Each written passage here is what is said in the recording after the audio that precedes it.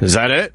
Yep. That's it. All right. Radiohead. That's the brand new one called Burn the Witch. And that's how we begin today. Travis was telling me that he went and saw Radiohead last night. And I'm just behind in music because I used to love Radiohead. I didn't even know Radiohead had new music out.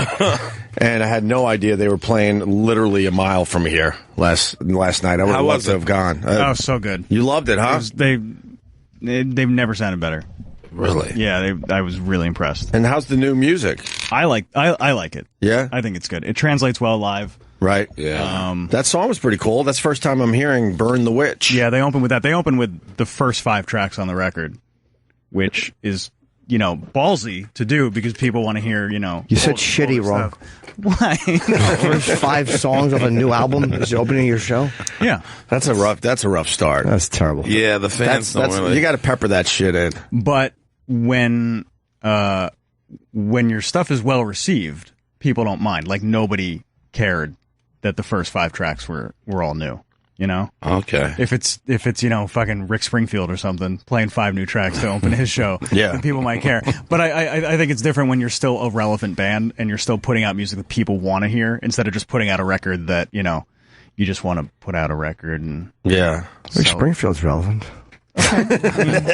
Unnecessary. To each his own. I'm more of a fan when they just kind of pepper in the new stuff, right? Yeah. Don't hit us over the head with it. No, don't. I don't know. I think you got to start strong with something that brings back memories. They played most of the new record last night. Right. I would say maybe like 3 songs they didn't play. It was packed in there, huh?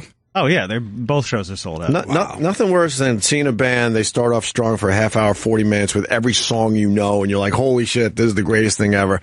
And then they start that new song and everyone slowly starts sitting down. I'll go to the bathroom. And then they sit down for a good 20 minutes and then they pop it back up to, stuff you're very familiar with. That's how it was Saturday night when I went to go see Guns N' Roses. Yeah? When they start playing Chinese Democracy tracks. Oh, God, why would you do that? Because Axl spent all that time on that record. He's going to fucking play those songs and he's going to make Duff and Slash learn how to play them. And you're going to sit there and like it. That was probably part of the deal with Axl. Like, I'll get back together with you guys, but we're doing Chinese Democracy, right? Yeah, and they played like, I think they've put in like at least 4 or 5 tracks off that record. Like throughout the tour. That was probably the deal. You will play Chinese Democracy, and I'll start on time because they've been starting on time. Everyone says they've been great. So and they were great. They were amazing. They started right on time. But I think that has more to do with like there's millions and millions of dollars that are at stake here, and he can't fuck up. And there's no. It's like for 3 hours. There's no songs they're not playing, right? Like even though you're getting Chinese Democracy, you're still getting everything you want. My friends saw this. You're getting most of what you want. Yeah. Do they do Sweet Child O' Mine? Of course they do. Was that an encore? No. So what didn't they play, Travis, that you wanted to hear? My Michelle. Yeah. I would have liked to hear that. They didn't play that. What about Night Train? They played Night Train. Nice. Yeah. Welcome to the Jungle. No, what is that? That's one of the deep tracks. Is that a Chinese Democracy? Okay. What was the encore? I want to know what songs I would have missed because I would have been driving home. Yes. It pisses people off when I say this, but it's the truth. Especially Giant Stadium because they could squeeze 100,000 people in there, which makes traffic really bad. Oh, that traffic is the worst. It's really the worst, Giant Stadium. Well, when I saw you too, I saw him the second night. Word got out. It's not worth staying for the encore. Beat this fucking traffic out because a lot of people were sitting in the parking lot for 2 hours just to get their car moving. It just don't work. Whatever system they have there is not working. Yeah, it really pisses me off. What? The encore was Patience, and then I could have done without Patience. Yeah, Paradise City is the last song. Oh, see, I would love to hear that. And that was after midnight they hit that song? 12:30 they end, 12:45. Really? Wow. Yeah. What time did you get home? Was traffic all right for you? No, it takes forever to get out of there. All right. You can't get out of there. All right, good. It takes like at least 30 minutes to get out of that parking lot. You can't hit a train? Train? No, I drove. I live in Staten Island. Someone said there's a train. There is a train. You can take a train from the city to Giant Stadium. But the problem with the train is they line up for that. Yes, and that tunnel when you got to walk through with all those people. Oh, my God. All of a sudden you're like, I think I'm the 10th train. Yeah, you can take a train. You're not on the first one, that's for sure. Unless 25,000 other people are taking I remember I tried to do an Uber out of there one night. Oh, God, why? What the fuck? It just didn't work out. Why? How long did they say? It don't matter how long they say, you ain't going to find him. It's probably I just couldn't find the dude there's probably for 2 hours. There's an Uber driver probably in that parking lot, though.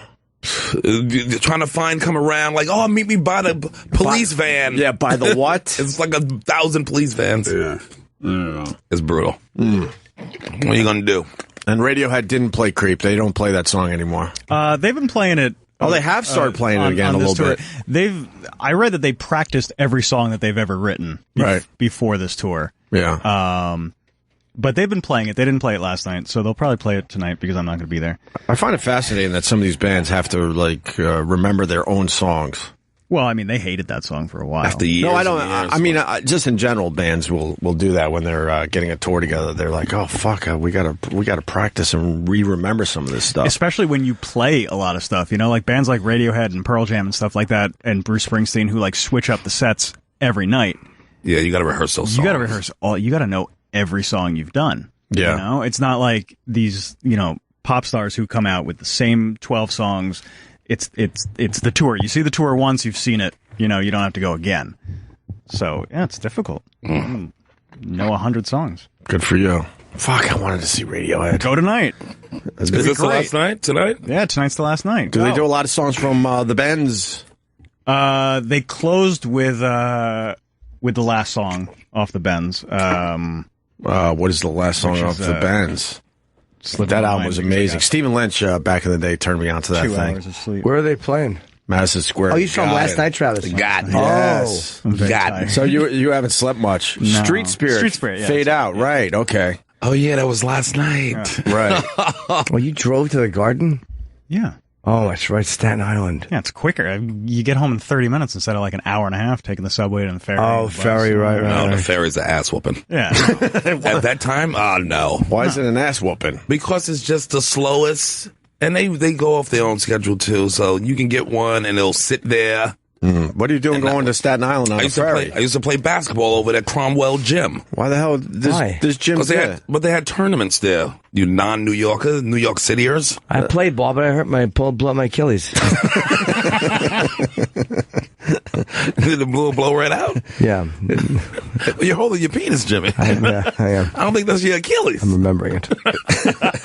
Isn't there tournaments in Manhattan? Well, they had like cities tournaments over there. And they had just find a court and play ball. Cromwell was right on the pier, right. And it was like long as shit, and it's 24 court gym basketball courts right next to each other. Yeah, but 20 of them. Were your shots going to the left because of the stupid breeze coming off? No, it's all closed. It's all closed in. Okay. It's all closed in. Because that outdoor basketball on windy courts fucking sucks. What is this? White men can't jump? I got to start the ball 1 foot to the right and hope it moves. The wind takes it in. Fucking gale force winds. You ever play down in the courts? Where is it? The 4th Street courts there? Yeah, West 4th. You played on those courts? Yeah. You're that good? You don't got to be that good. You just walk on there with a basketball and start shooting. Oh, bullshit. Every time I walk by, it looks like you got to be real fucking good. Because that's the intimidation you feel from all those black sweaty bodies in there. Yeah, they all like to play shirtless, that's for sure. They don't understand shirts and skins. Everyone needs to be shirtless on that court. But everyone, stands around and watches them play. Yeah. And sometimes you stand down there like this, oh, these guys are bums. Oh, really? These ain't the real dudes who ball down here. Is there a specific time you go down there and it's the real dudes? Yeah, like weekends usually, because it's like they have their tournaments down there as well, like in the West 4th Street tournament, and sometimes you have NBA players come and play on that court. You've seen NBA players? I've seen some bums. Really? Yeah. Like who? I don't know their names. One of those 6'5" niggas. Stoudemire's going to have a lot of time to play in the courts. That was Biggie Smalls' lyrics, by the way. Oh, was it? Yeah, I was from that song about the girl that he had sex with. There you go. Yeah. He's got it. Jimmy. Sherrod, big day for you. You're starting to promote your A&E show. Yes, it premieres tonight. 10:30 p.m. I thought it was on already. It comes tonight. No, it premieres tonight. Oh, yeah. Cool, man. 10:30 p.m. Yeah. I'm excited. Tonight at 10:30 on A&E. We got to get some eyes on that. It's gonna be good times, man. I'm proud of it. It's called Black and White. Yeah. I tweeted out the little promo they have running, so it looks good. Yeah, we got Jim Gaffigan and Charlamagne the God on the first episode. You couldn't have picked a whiter and a blacker guy. That's what we did. We bring in the whitest guy in America and the blackest guy in America, and we're gonna make them kiss. What's the deal with the car? You guys being pulled over? Was that? Yeah, that's a little thing that was. Yeah, it's funny. It's funny. Yeah. Who's in the car? Me and Greer Barnes. Oh, all right. It's black comedians in cars getting pulled over. Oh, that's the name of the bit? That's That's clever. But it's good. It's some funny shit. We got some funny stuff. Who else are you going to have on the show? We got on the first show, Charlemagne and Jim Gaffigan, and then we got David Allen Gray on the second show. We got Basim Youssef from Egypt, who's like the... I thought you were trying to say Buscemi. Steve Buscemi. No, not Basim Youssef. He's like, they call him the Egyptian... the Egyptian magician. Yeah, like the Daily Show in Egypt or whatever. Oh. But they threw him out the country. They chased him out the country and all that shit. He got banned. He can't go back. Oh, really? So it was interesting talking to him. He did the Daily Show with Jon Stewart a couple times, but they call him the Egyptian Jon Stewart. Oh, Egyptian. And then Ann Coulter did an episode. And then we got Romney Malco, who was the black dude from 40-Year-Old Virgin. Oh, yeah, okay. Boom. He did an episode. And we got Michael Ian Black. And right. Just a bunch of people. We got a lot of people. I'm fucking happy about it. It's exciting. A&E tonight at 10:30. It's Black and White with Sherrod Small and Chris Finnegan. Yeah, Christian Finnegan. Christian Finnegan, absolutely. So, good. It's going to be nice. And you got to do a lot of promo today. Got to do a lot of press today. Running around. What else are you doing? I'm going to some other shit. I don't fucking keep track of it, but I got it in my phone. I gotta be somewhere at 9 a.m. do another radio thing around somewhere. And are you gonna change out of your black T-shirt, or at least gonna wash it? Jesus, you fucking spilled donuts on it. I think you got toothpaste. I'm a mess. I'm a mess. Did you bring a nice shirt? You know, I slept only. No, they have wardrobe for me. Oh, all right. So I got all that set up. I want to make sure you're set up properly. We were shooting last night to 11 p.m. We did some pickups and stuff, but we had to shoot more stuff and then have the shit in the morning. Right. It's a lot. How many episodes they give you? 8 episodes. 8 episodes. I still got to shoot some more stuff today. Another Man on the Street thing, and then a couple more bits, and then that's it. I'm just done. Right. Very good. Today and tomorrow. I'm done. All right. Yesterday was the last studio time. What? Yesterday was the last studio shots that we had. Yeah. Last audience. What was that sentence? Yeah, you know how much I slept? Studio dumb times. I tried to go to sleep last night. Couldn't sleep. Stayed up till 4 in the morning. Because you're excited? I'm excited. I'm anxious. 4 in the morning was just like a little while ago. What? Did you sleep at all? Yeah, only slept like an hour or two. That's what I said. You'll be just fine there. Yeah, I'll be good. Yeah, you'll be tired. It's okay. You got some adrenaline flowing through because the new show's starting. I'm telling you, it's a lot of work. Yeah. But it's fun. Oh, enjoy the fruit of your labor. Thank you, Jimmy. Thank you, Jim. Good. Did you sleep last night, Jimmy? Yeah, I went to bed. I tossed and turned for a little while. I probably fell asleep like around 1:30. I'm never a good sleep. That's a little bad for me, but normally I'm in bed by like 12. Right. Jesus. 12 is that's still not enough sleep. 12 to 6? I get up at 6:08. Okay, so do you fall right asleep when you get to bed? No, I don't. Yeah, I never fall right asleep. Ever. So, and the more I think about it, the longer I stay up. My apnea has been very panicking. And then you look at the clock. Oh, okay, if I go to bed right now, I got 2.5 hours. Right. That never works out. Of course that doesn't work out. You just start watching the clock. Take a Cialis and my dick works, and then I take but my nose is stuffy because the Cialis makes my nose stuffy. And then I can't sleep with an apnea mask because my nose is stuffy. It's a terrible cycle. I've been in for You have the mask? 24 years. Yes. You sleep with the mask? No, I can't. It's been in my closet, as I have been. It's where I should leave it, so I could use it. Yeah, that's... Penn Jillette uses a mask. I'm reading his new book. And he sleeps in it? I guess so. I don't know how you can sleep with something on your face. Yeah, it's terrible. He's coming in soon. He lost 100 pounds on that potato diet. What are you talking about? Penn Jillette lost 100. You know he lost all that weight by now, Yeah, right? right. But what's a potato diet? His new book is good. He found some kind of guru, and basically the guy put him on an all-potato diet at first, just to clean out his system and get the taste buds back working properly and get away from the fats and the sugars. So just potato. So just potatoes to start, just to fucking start with a basic thing. So and what do he you could do? eat as many potatoes as he wanted. So you gotta you can make potato salad, or you just gotta eat raw? No, just eat no salt, no vinegar, no butter, name more shit that you put on a potato. You put mustard on a potato. I bet you the mustard was loud. I put mustard on a knish. Yeah. According to the book, it was just potatoes. He could boil them. He couldn't fry them. So he can only boil them. Boil or bake them. That's it, I think. And, they say after the third or fourth day, it's just fucking hell on earth. But if you get past that, then it's no big deal. And then this guru slowly introduced other stuff. I think the next thing he introduced was corn. No salt, no butter, none of that shit, just corn. And then he could just drink water? Is that what's... a lot of water, sure. He had a little supplements thrown in there because, he had to be on a stage in Vegas. Because this guru also said you don't work out at first. Because when you work out, when you're trying to lose weight, you're craving so many calories, so you're putting a lot of calories back in your system. Right. So his thought was that, when you lose weight at first, you don't work out, believe it or not. Get some of that weight off by just relaxing and resting, and then you could slowly introduce, working out later on. And how long you have to eat these potatoes, though? How long? 14 days he did. Yeah, it was 2 weeks. But after 2 weeks, then it was slowly introducing other stuff. And then he finally got to a full salad, but nothing on the salad. But he said his taste buds came back and everything tasted just amazing.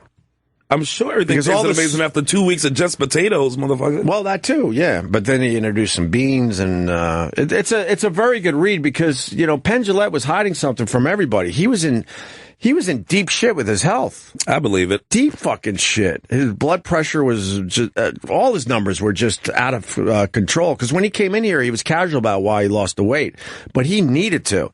And they were talking about stapling his stomach. They were going to go hardcore with him, and then this friend of his hey, give me a chance before you go and get that done. He eats one meal a day? I don't know. I'm not that far into the book. I guess so. It says, wow. No animal products, no refined grains. He says these days he subsists on just one meal a day, often a giant salad eaten at 5 p.m. plus enormous quantities of fruit. Yeah. Oh, so he eats fruit all day? The part right now in the book, it looks like he's eating pretty regularly. So maybe he adjusted that again. But all his numbers came down, and he never had to get the stomach stapling. Basically, he told his doctor, he's like, "Look, I'm going to try this one thing. Give me I'm trying to remember, maybe 6 months, I think. Yeah. Give me 6 months, and if I can't do this another way, then all right. Well, we're going to have to get the stomach stapling because his health was not good." Not fucking good. And he ended up losing the 100 pounds. It's a very good read. And he admits in the book, look, this worked for me. I don't even know if this is officially a healthy, safe way to do it. But it worked for me. My friend eats, Russ, one day he'll eat, one day he doesn't eat anything. Yeah, he eats every other day. And Russ looks good, but I always think that you just gotta eat healthy, 4 meals a day. Just don't eat bad. Your body's not meant to eat, I don't think, every other day. You eat some tasteless shit too sometimes, Jimmy. What do the green shit you eat down at the cellar?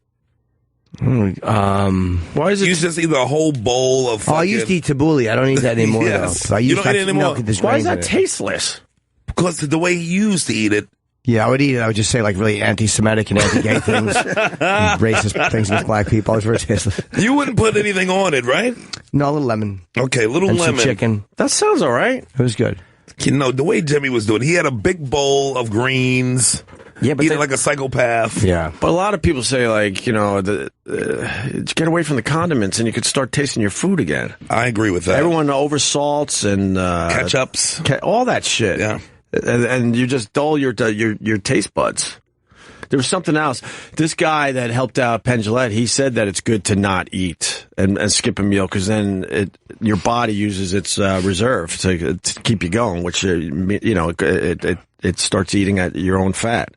Yeah, I think we definitely eat too much a day. 3 meals a day is a lot of meals. Most people around the globe ain't eating 3 meals a day. It's true, but they're also not inventing electricity. Putting men on the moon. Neither are we. We just enjoying other people doing it near us. We get electricity. That was ours. It was one dude who invented electricity, and the rest of us enjoyed it. That's true. They ain't everybody inventing shit. They would probably put a man on the moon if they didn't feel so weak all the time from just eating mud pies. Yeah, no energy. Nobody wants to look at fucking Mars or Jupiter when you're fucking nibbling on grass. A straw hat on. Fucking Worrying about the vultures that are circling above you. Doesn't give you much time to think about anything else. Yeah, that moon really paid off for us going there. Yeah, it did. It opened up a lot of doors. Tang. A lot of foods and stuff come from space exploration. Mm-hmm. It's great to be in space. I think the non-stick shit. Oh, the Pam? I believe so. No. Oh, you mean like in the pan? I think so. Yeah, Teflon maybe. That sounds There's a bunch right. of other stuff. The other thing with this. So you got non-stick pans. That's right. It's very important. Oh, you're missing out, India. That's right. Cray Ray is Penn Jillette's guru. He calls him Cray Ray, I think, is his nickname for him. Penn ran into Ray Cronus, a former NASA scientist. Cronus, who visited Gillette backstage in Vegas, had been on an eating plan bereft. I don't know that word. Yeah, without. We're devoid of, I think. Yeah, Thank of you. animal products. Of animal products, sugar, oil, and flour. Cronus also told him about a water fast he had been on, a potato plant he experimented with, and a glucose monitor inserted under his skin. Gillette, who had lost only 15 pounds until that point on a conventional diet, wanted in. This guy also believes that you got to make your body cold every day.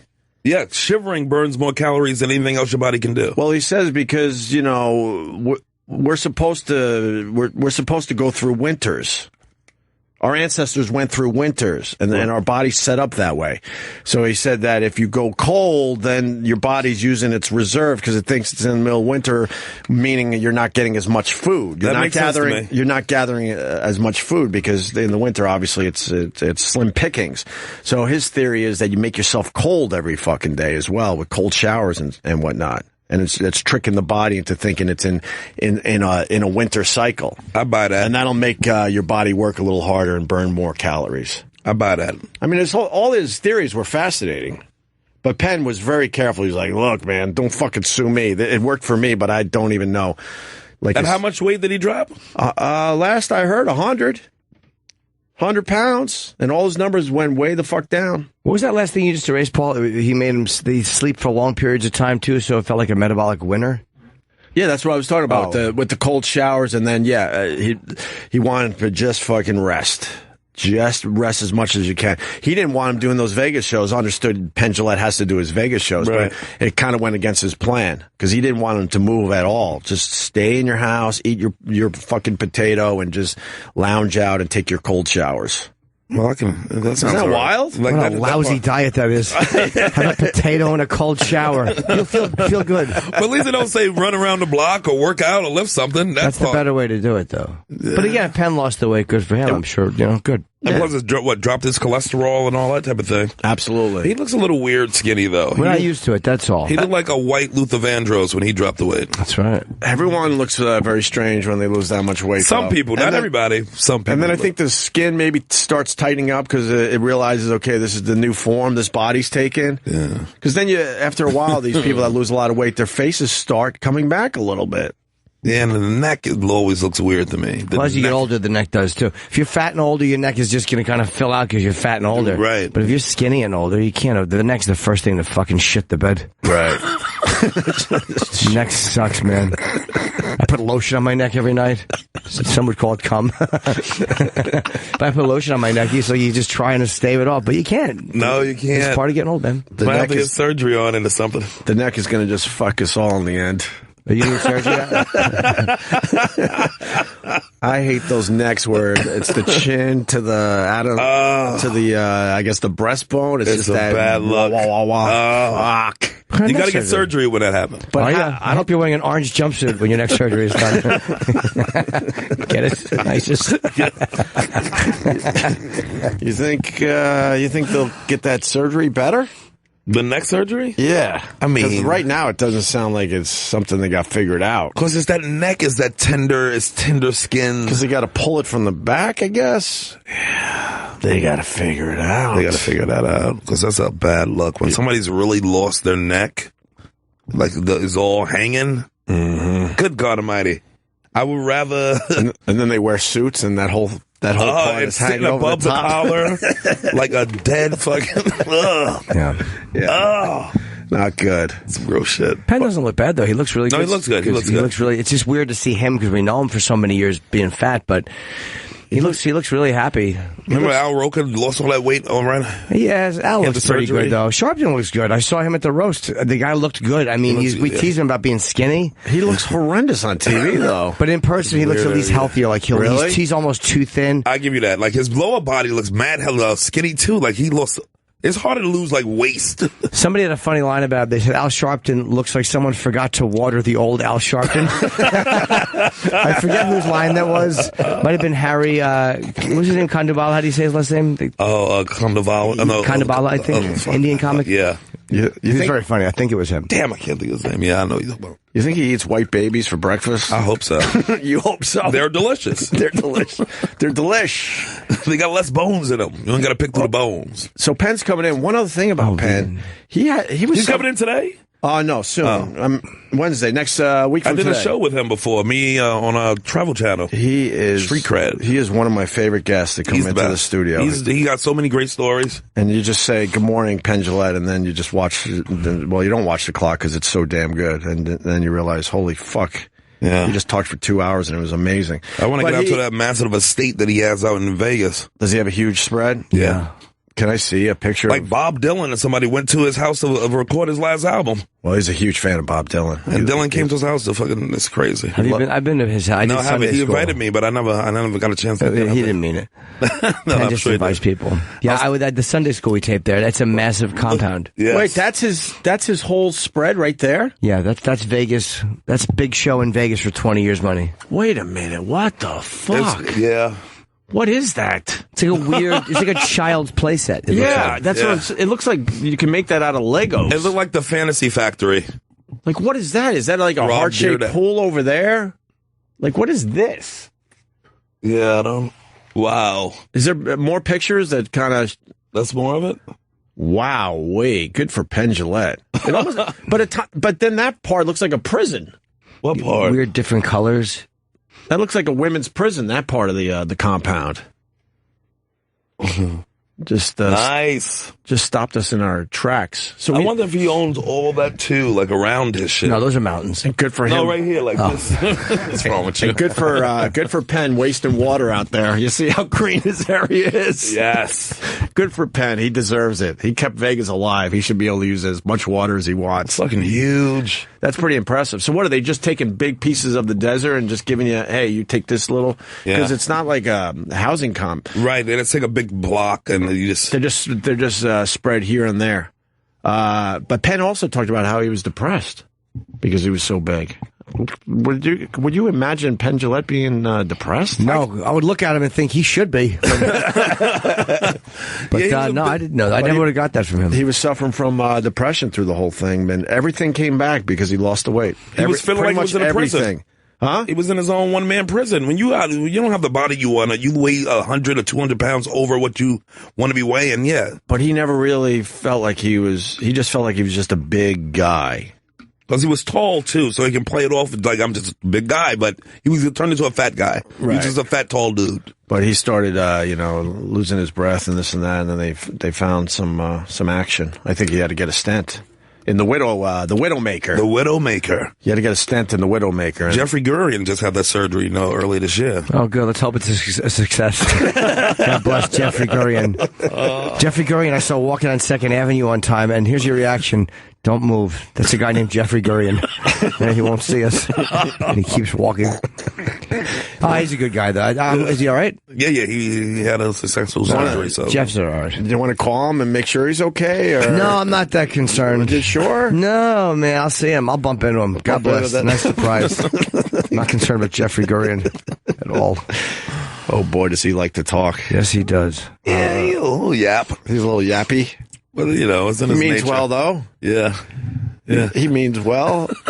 What was in there? Penn Jillette. Then you guys said something. Whatever. Fucking house. The Widowmaker. So that was that put him. Oh yeah, that's dangerous shit. That's when he realized, holy fuck! And they put the stent in, but they're like, we got to get all your numbers down. And And then he ran into Cray Ray or Ray Cray or however he says it. Whenever there's the Widowmaker, they got to put a stent in there. Even after the surgery, it's a dangerous surgery because other doctors come in there to see because they can't believe that you're alive. Really? Oh yeah, that's the Widowmaker for a reason.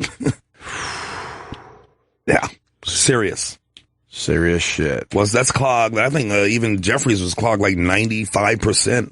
95%. Something ridiculous. Like I was like, it's like he should have been dead. I might have to get a stent. You have a history of that in your family or no? No, I just wanted people to worry about me for a second. I just wanted some medical attention. It's not true. Well, it certainly worked. It's not true. My heart's fine. So he had 95% blockage, and he still was able to babble like he does? And he was walking through Midtown, and he said his chest was hurting, and he went up to a cop in a van, and was like, hey, I think I'm having a heart attack. And it was like, yeah, I think you can walk to the hospital from here. Really? Oh, yeah, they just shut They him didn't give off. him a ride. No, they give him nothing. They probably knew who he was. Yeah, they recognized him. That's a bridge. You just go over that. 8 blocks, you're fine. Give him wrong directions to the hospital. They told him you can walk to the hospital. Then he said, oh, where's the hospital over here? And he's like, we don't know. Oh, my God. They didn't give him a ride? No. Then he walked to like another cop that he saw directing traffic. Yeah. And then he told him to stand to the side, and he ordered a ambulance to come get him. Wow. You sure you don't want to get him on the phone? This sounds like an amazing story. No? No, you're better off in person. I just said the whole. Yeah. I did the whole story. That's it. But can you imagine walking through Midtown and Fuck no. That's the worst kind of fucking. We wish Jeffrey nothing but the best. I think he does some time on Ron's show, right? I believe so, yes. Yeah, Ron likes to torture the listeners with Jeffrey. He's punishment. Should have been nicer to Ron Bennington. Yeah, it's all. All right. The Democratic National Convention.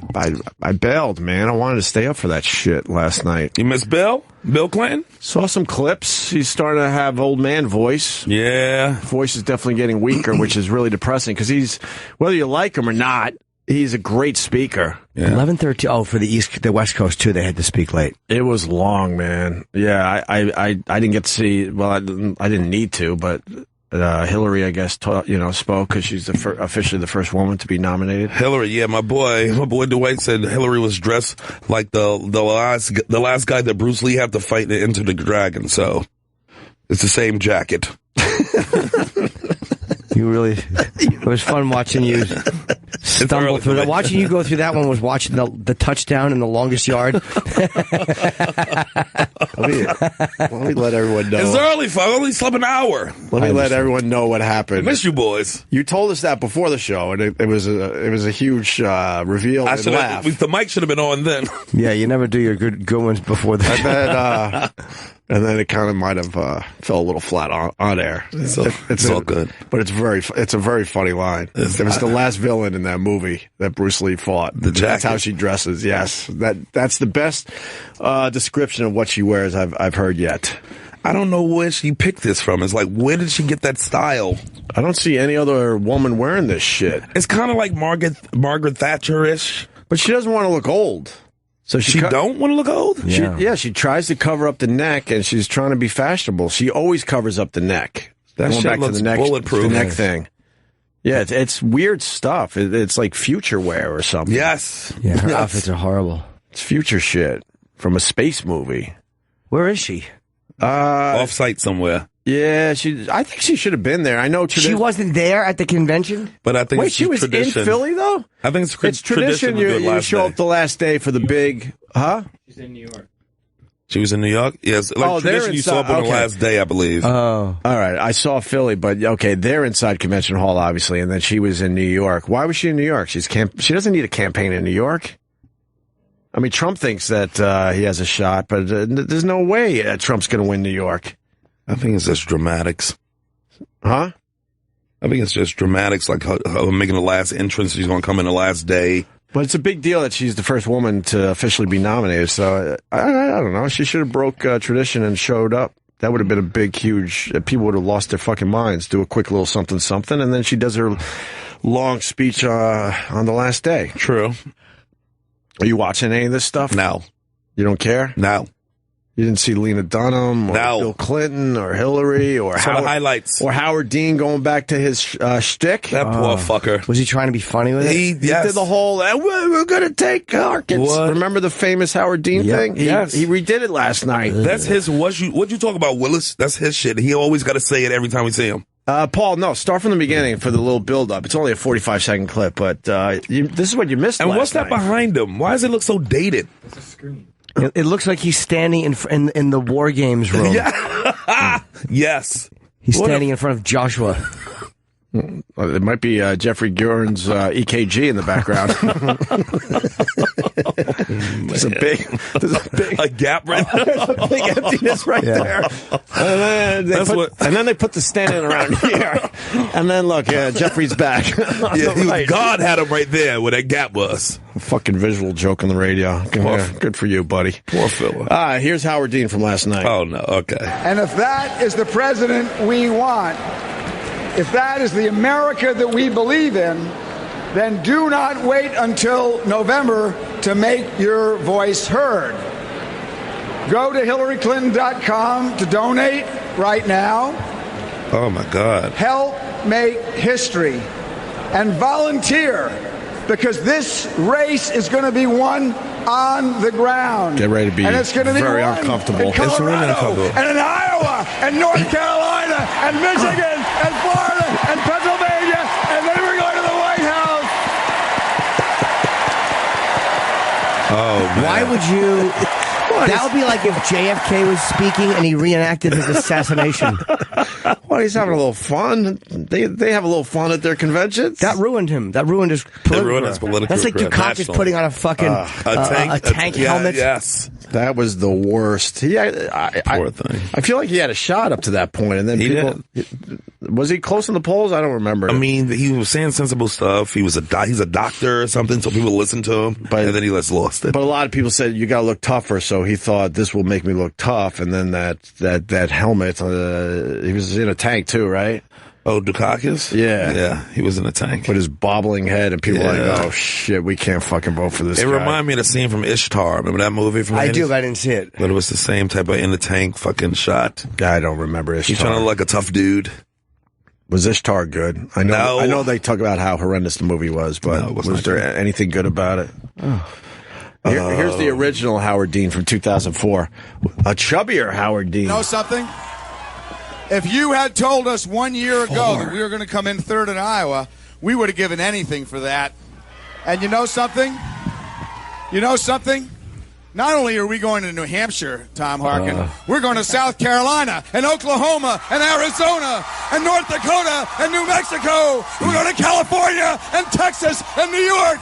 And we're going to South Dakota and Oregon and Washington and Michigan. And then we're going to Washington, D.C. to take back the White House. That's what killed him. That was it. The noise killed him. Yes, all of it. All of it. He was just an excited, excitable boy. What a fucking maroon. Yeah, he reenacted it last night though, and people kind of got a chuckle out of it. Because nobody paid any attention to anything he was saying until he got up to that part. Right. What else from last night, Paul? I did see this, the Lena Dunham and America Ferrera. Yeah, they did a little something. That's quick. Play this. Hi, I'm Lena Dunham, and according to Donald Trump, my body is probably like a 2. And I'm America Ferrera, and according to Donald Trump, I'm probably a rapist. But America, you're not Mexican. And President Obama isn't Kenyan, Lena, but that doesn't stop Donald. No. We know what you're all thinking. These bits. Why should you care what some television celebrity has to say about politics? And we feel the same way. But he is the Republican nominee, so we need to talk about him. The unfunny fact is that this man would have you believe that our differences are more important than what unites us. When we know that the truth is that this country was founded on the belief that what sets us apart, race, language, religion, sexual orientation, should not dissolve what binds us. I don't know if the country was founded on that. That's a great ideal, but the country was built on slavery. Yeah, slavery. That's what I was thinking. That was built on slavery. Yeah, slave labor. Yeah. I mean, they were volunteers, but... Yeah, they were workers. Yeah. Yeah, okay. They're happy to be there. They were taken care of. They were well fed. And I have figured out what's wrong with these bits. I have absolutely just identified exactly, because no one in Hollywood can pull them off. At the Oscars. I agree. At the Oscars, they stink. It's the fact that there are two people on one microphone, and it's not natural to lean in. If you had two microphones, these bits would be astronomically better, all of them, because two people could just talk instead of leaning in and looking, and then standing up, and then coming back, and then I went like this, right, and then I went like that, and then I went like this. Get two mics. Oh my God, I think that's brilliant. And you will fix these bits. For real, I think that's brilliant. Two microphones. Because the one thing is, they're done with their line, so it takes it looking natural out of the equation. Yeah. And you have to concentrate on not banging your teeth on the mic as you're leaning and reading, as you're not bumping into the other person. It's two people clunking their heads into the same space while facing straight ahead and reading. And as an audience, you look at them like this. Okay, your turn. Okay, your turn now. Okay, you lean in, you go. It's terrible. Two microphones, and they would all be better, because while the other person's talking, you would just be reading the monitor with them and timing out your thing. Right. And it wouldn't be that awkward pause as you're, changing up the mic. And plus, it sounds so hollow in that fucking room. Yeah. It's not a good joke room. No. What else from the convention last night, Paul, that I missed? Elizabeth Banks. Oh, hold on. Paul, the mic's off. Paul, I'm sorry. Jesus. Elizabeth Banks mocked Trump's convention entrance, and Bernie Sanders' brother cried. Cried? Why? Bernie Sanders' brother? His brother's name's Larry, right? Larry Sanders. No, it is not. Shut up. Shut your face. It's Larry. Oh. I swear to God, his brother's name is Larry. Larry Sanders. There you go. Look at him. He's blubbering. I love a good blubbering. And he sounds just like him. Where is he? I love a good blubbering. Oh, he's fucking behind a sign. Oh, what a That's a slow brother. He's a little. Did he get kicked in the head by God? Is he a slow? Yeah, this was part of the. Duff. This was the roll call of states. So he did New Hampshire? Yep. Yes. So he represented New Hampshire for his brother. You like New Hampshire, don't you, Jimmy? I haven't been maybe once. I don't really know much about it. Maybe I might have recently, actually. I don't remember. New Hampshire's amazing. I ain't been up there since I was like 12 camping. Really, a lot of skiing up there. New Hampshire and Vermont are awesome. Yeah, Vermont's great. I've been to Goshen up there. A lot of nice little towns. It's nice. Nature. I know what you're saying. What? He's white.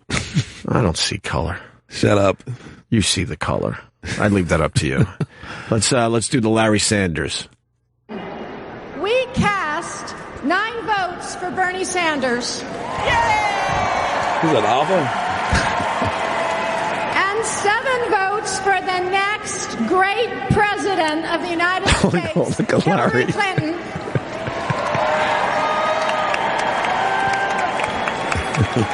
And to cast our final vote, here is Larry Sanders. She messed up her line? Yeah. She's an art teacher.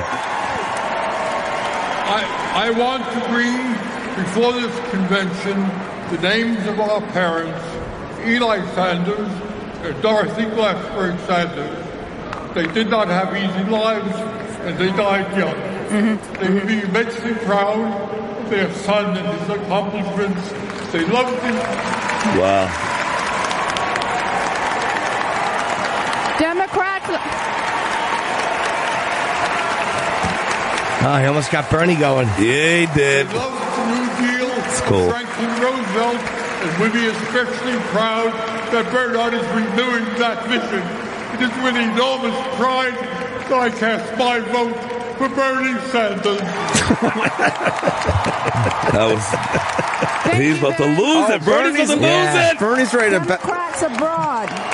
That was cool, man. That was all right. That was fine. I thought that was going to be annoying, but that makes sense. I could listen to that voice all day long. Bible thunders. But he didn't have to go, and they died young. Jesus, it's a party, dude. And boy, did they have it hard. Yeah. Hard. They loved Bernie, but now they're both in caskets. Okay, we get it, but Jesus, ease into that. They never. saw me graduate from the 6th grade. There will be no books about my mother. There will be no books about her. My mother was a saint. They missed a lot of my birthday parties. It's good to be here from New Hampshire. My parents are dead. Back to you. Oh, my God. They would be so proud of their son if they were both 132 years old. Gotta hold yourself, Larry. Jesus, Larry. Give him a frozen ice. Give him a treat or something. That was kind of sad, though. It almost got me. Honestly, it's a good moment. Of course it is. That's a very good moment. Get him egg cream. Yeah.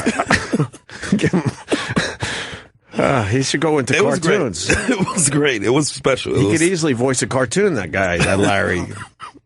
What else, Paul? It is with enormous embarrassment that I cast a vote for my brother, who always came in second. He never won anything. My parents would be moderately proud if they were alive and they could see him doing mediocre again. Sounds deaf. My cousin Blair on the Facts of Life was... It's Jerry, wasn't it, Jerry? Well, yeah, but Jerry was... Her cousin was Blair. You love digging that bitch up, though. I certainly do. Isn't she alive? I hope I didn't... She's not dead. Rest in peace. We have to Google that. Jerry, you know Jerry? No, she's alive. I think she's a comedian. She's still working? No. I don't know, but I mean... She would have to be 65 years old, right? Yeah. Maybe. Yeah, comics do that. Rickles. Jerry Jewell, yeah. She's 59. 59, okay. From Buffalo, New York, okay. Is there any more clips of Larry Sanders? I just want to hear him talk. Night? No, probably not last night. No. That guy's a buzzkill. You didn't like it, Jimmy? No, I mean, it was really moving. I thought that was just going to be annoying, like he was just blubbering. Right. But then I didn't know Bernie was there, and he was talking about their parents. Like, yeah. Are they the only two siblings, do you know, or? I don't know. I mean, they're both very old. I mean, how old is Bernie? He's in his 70s? 72, 73-ish? Maybe? And his parents died young. So they've been dead for a long time. When did his parents die? I want to know. Probably over 50 years ago. Yeah, they believed in the New Deal. The New Deal. They loved He's 74.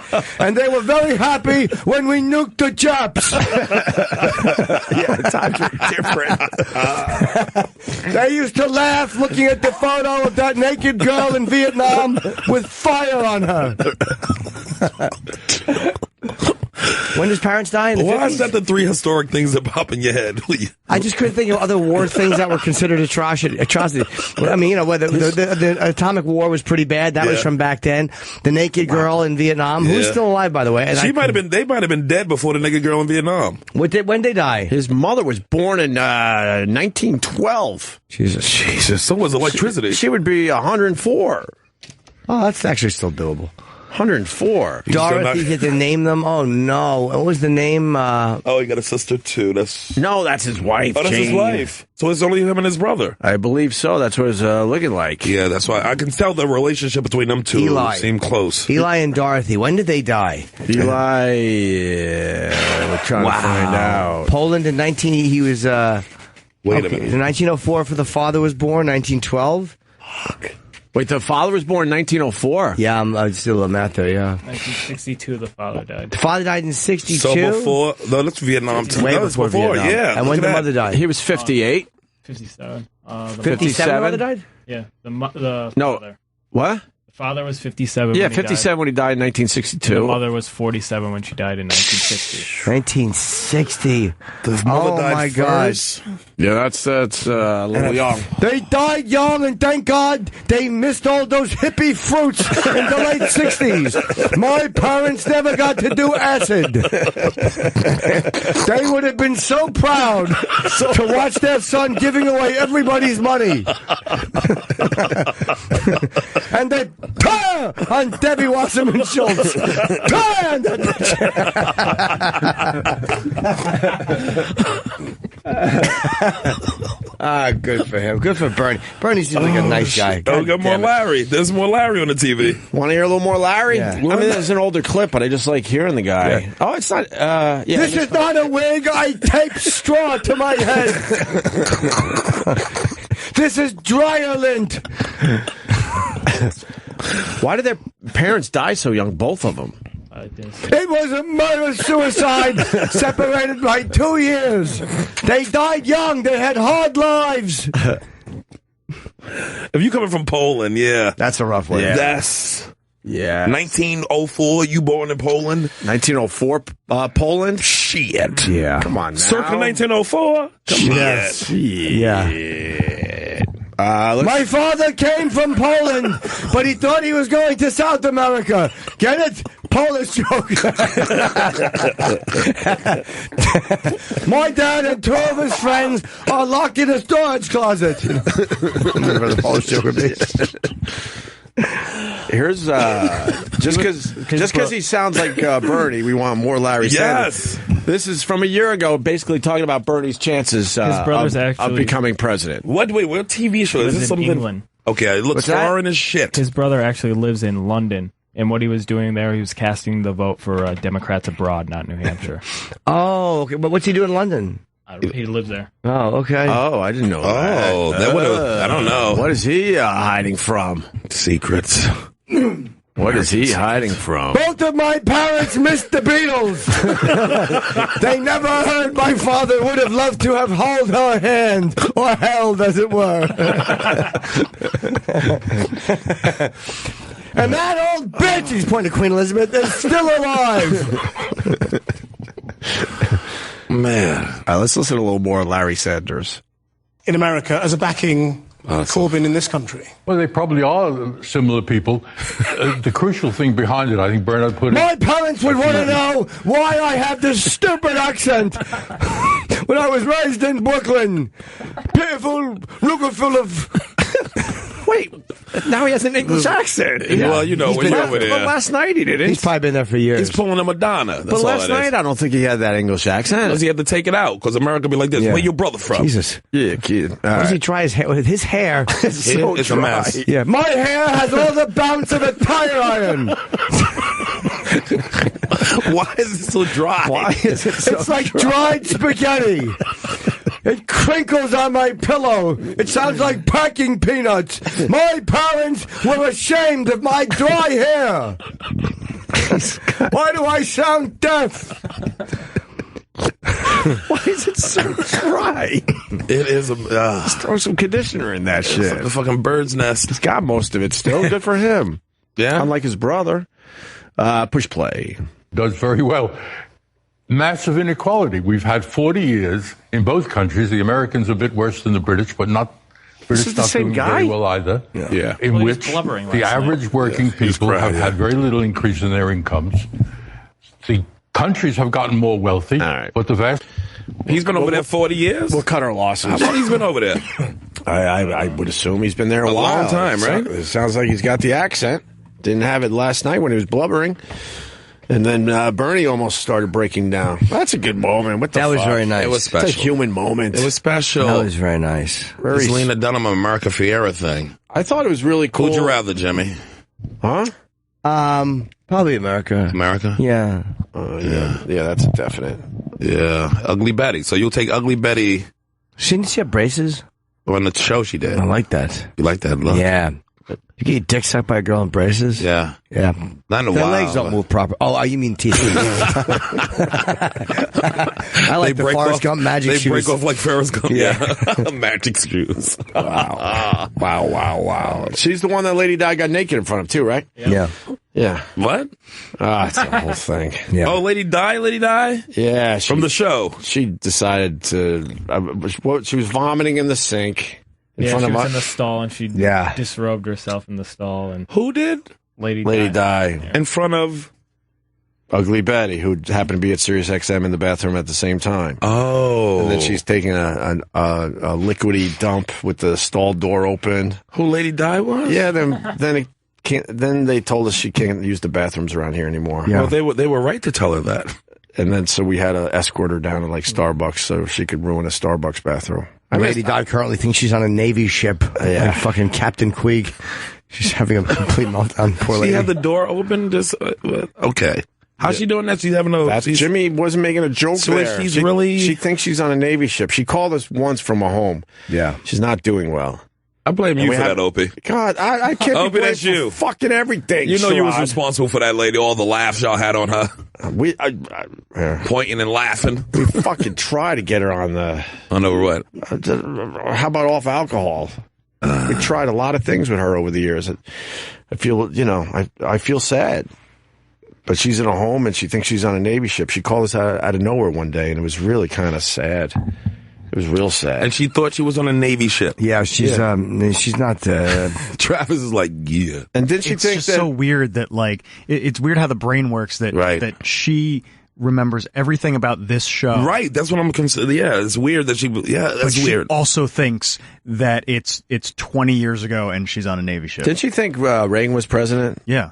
Right? So it's all bending together in her brain. Yeah. She's going back That's to frightening. happy times. Because she called this show on her own. Like, we didn't call her to see. Right, she remember the number and all that. Yep, remembers the number, called in. Yep. And it's weird. And then she was, we're like, well, where's the ship? And then she would get off the phone like, could anyone tell us where the ship is right now? Or something like that. Yeah. We were cool to her, by the way. So I see the look on your face. Cool how? How were you cool We to were her? nice. We felt fucking sad. You sent It some was flowers really- over there? Some wings or something? Some fries? We didn't know what she was exactly. You didn't want to know, Jimmy. That's a good point. My friend Diana thinks she right now is in the lunar landing module. For the record, Jimmy was absolutely sad that day, too. Yeah, I know he was sad. He's emotional. It was a sad fucking phone call, man. Yeah. And we didn't make fun of her or anything. And then I don't think she's going to be calling us anymore. But after that? Well, we're not reaching out to her. Unless she straightens up a little. I don't know. Maybe she might have wet brain. I just don't know. We don't know where she's, wet brain. They call that from I drinking know, too it's much. Yeah. too funny. So, but that's a pretty, you know what I mean? It's just, but that's not good. What's wrong? Wet brain. No. But how much do you have That's the greatest name for something. It sure is. How much do you have to drink to get wet brain, though? I don't know, but it's a lot. Like you get past that point, I don't think you're coming back. But we all know people that drink a lot. So why don't they have the wet But brain? she might have kept her blood alcohol level high for long periods of time. Yeah. What does that mean? Like Consistently. not throwing the water in there, or just consistently being? Yeah. Like always be buzzed? above like a 0.2 or whatever for 3 weeks straight. Yeah. Right. That's a whole nother ball game. Yeah. Wet brain is another way of describing a condition called Wernicke-Korsakoff or Korsakoff syndrome. It's a type of dementia that people go through end-stage alcoholism, might have to deal with. It's caused by a deficiency in vitamin B1. It would have a Russian name on it, wouldn't it? Yeah. Well, how do you get your B1? And can you fix it? Yeah. It's the end stage of alcoholism. What vegetable gives you the B1? The end stage. So why is it just the end stage? Well, you just felt you've fallen apart. Oh, so that's when your body's just falling the fuck apart. Confusion, you change to vision. It's a loss of muscle coordination, which means you forget to clench your butt cheeks together when there's shit knocking on the door. Speech problems, hallucinations, think you're on a ship, loss of memory, confabulation, which occurs as the individual makes up stories to compensate for their memory. Oh, she was doing that? Wow. Yeah, you think that they are lying, but they're just trying to make up stories to compensate. Inability to form new memories, inability to make sense when talking, apathy, attempting to get on a radio show that wants no part of them. There's a bunch of weird shit. But the confabulation was going on way before she went away. Yeah, we thought Y'all she thought was you a was liar. just bullshitting and lying. Oh, it used to frustrate the hell out of us. And I was wrong saying it was your fault, Opie? And that was some confabulation. She was confabulating. Remember the Confab 4 from Britain? Man, how old is Princess Di? I mean, yeah. 50-ish. Princess Di? No, not Princess Di. Lady Di. Lady Di, yeah. Yes, although she's doing not as well as Princess Di. No, not at all. I would say 50-ish. 50? 57 maybe, I'm guessing. 57. Okay. That's a guess. I would say high 50s have to be. I don't think it's as high as you think. But whatever. If wet brain syndrome has been allowed to progress too far, then maybe little that can be done to reverse the effects. Thiamine injections can improve things greatly. It may restore the individual back to full recovery. Oh, okay. Well, so maybe she's still got a shot out there. Yeah. I don't think they're allowing her to drink in the wherever she is. How many thiamine injections, though? Is that like a For the way she sounded, I hope they have a giant needle in her brain. Like a Bugs Bunny needle. I don't know what that even means. How do you get your B1? B1 vitamin from for plants. No, we don't want that. For food. Yeah, right there. That's brutal. Oh, Bill Clinton got personal about Hillary? Yeah. What did he say? Well, do we have when he first met her and all that type of She'll stuff? be a great commander-in-chief. She couldn't even catch me fucking a fatty in the White House. I don't think he should have said that. I don't believe he said that. He said he was speechless when he met her. Yep. Oh, you want to hear this? Do we want to eat? Yeah, let's eat and then do it when we get back. But it's Hillary, Jimmy, your favorite. I don't dislike. I like Trump more, but I don't hate Hillary. I mean, it's whatever. She's just another part of the system. Yeah. What other clips do we have from this, Paul? We got a little Bill Clinton action. Little Bill Clinton. Any other highlights that we're missing? The Elizabeth Banks mocking Trump. Oh, right. And didn't they do a song, too? Yeah, a bunch of celebrities did our fight song. It's just the Katy Perry? Yeah. I don't think it's Katy Perry. No, I mean, they did their own version of that? Yeah. Oh, boy. Okay, we got to listen to that, right? Best darn change maker. Sherrod's in studio today. He's got his big show debuting on A&E tonight at 10:30. 10:30, baby. Yeah, good luck, man. Good luck. Thank you, man. Appreciate it, Jimmy. I like Christian, too. Yeah, let's get some eyes on that damn thing tonight, please. After the Wahlburgers. I know Sherrod's been working harder than that. And your guest tonight is Jim Gaffigan. Jim Gaffigan and Charlemagne the God. Power 105, MTV2 and all that. All right, very cool. And you talk about race relations in America, kind of? Yeah, we having fun with it. Try to have a little fun with it, not too serious, or does it get serious? It can get serious, it get fun, it's whole everything. Okay. I've been up for like 72 hours. Jesus. I have been. All right, and Jimmy announced yesterday, big news, he's going to Australia. Finally, Australia, yeah. Jimmy! It's happening, yeah. I have a whirlwind 3-day tour. It's the festival, I believe. Melbourne, Friday, the 9th of September. And then I think Sydney is Sunday, the 11th of September. I'm doing a TV taping one night. Oh. So I only have 2 gigs that you can go see. I think one is a taping on the Saturday, or I don't remember. But I think I'll be there for 2 or 3 nights. There's a pre-sale happening tomorrow. And I'll tweet out the link and stuff, but people have been asking me for a long time. This your first time there, right? Yes. Montreal this coming weekend, July 30th. I will be 11:30 p.m., Theatre La Chapelle. And then that's Saturday, and then Sunday's a TV taping. And then September 15th, Minneapolis, and Pittsburgh coming up, and Toronto coming up, and blah, blah, blah.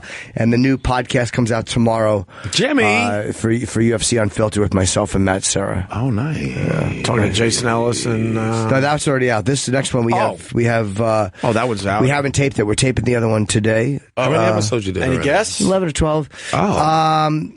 Who do we? We're supposed to have Larry King, but he canceled. I don't know how they'll get Larry King on a UFC podcast. What's up? Old man Larry King? Yes.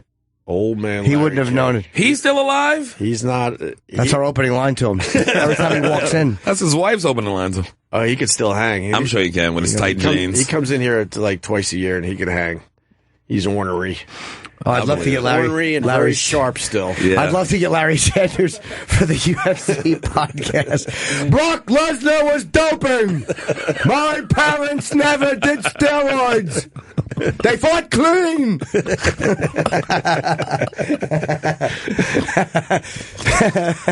They died young and did not take estrogen inhibitors. If that's even a thing, I don't know. I just improv. But then Larry disappoints us. I was excited to hear more audio from this guy, and then he's talking proper English. He changed up his accent. The fuck? He moved over there and got the Madonna disease. Can you play a little more of him from last night, even the same clip? That was sad. I don't care. It was a nice moment. It's heartfelt. It was a nice moment. When Larry Sanders Bernie Sanders bites his dumb lip, he almost got me. He almost lost that cocksucker. I didn't know he was there. He bites his lip. You're like, he's just a nice old guy. Good for Bernie. 2 old brothers just having a moment, thinking about their young parents who died. And it was just them after that. 53 years ago. 54 years ago. 62, right? 54 years ago. Holy fuck. Someone told me my Larry Sanders started to sound like Quincy. They were not, they didn't die, Sam. They were murdered. My mother came with a very flat ass on a houseboat. My little Asian friend, they were murdered. Detective Monahan. Quincy Sanders, fucking boo, Jim.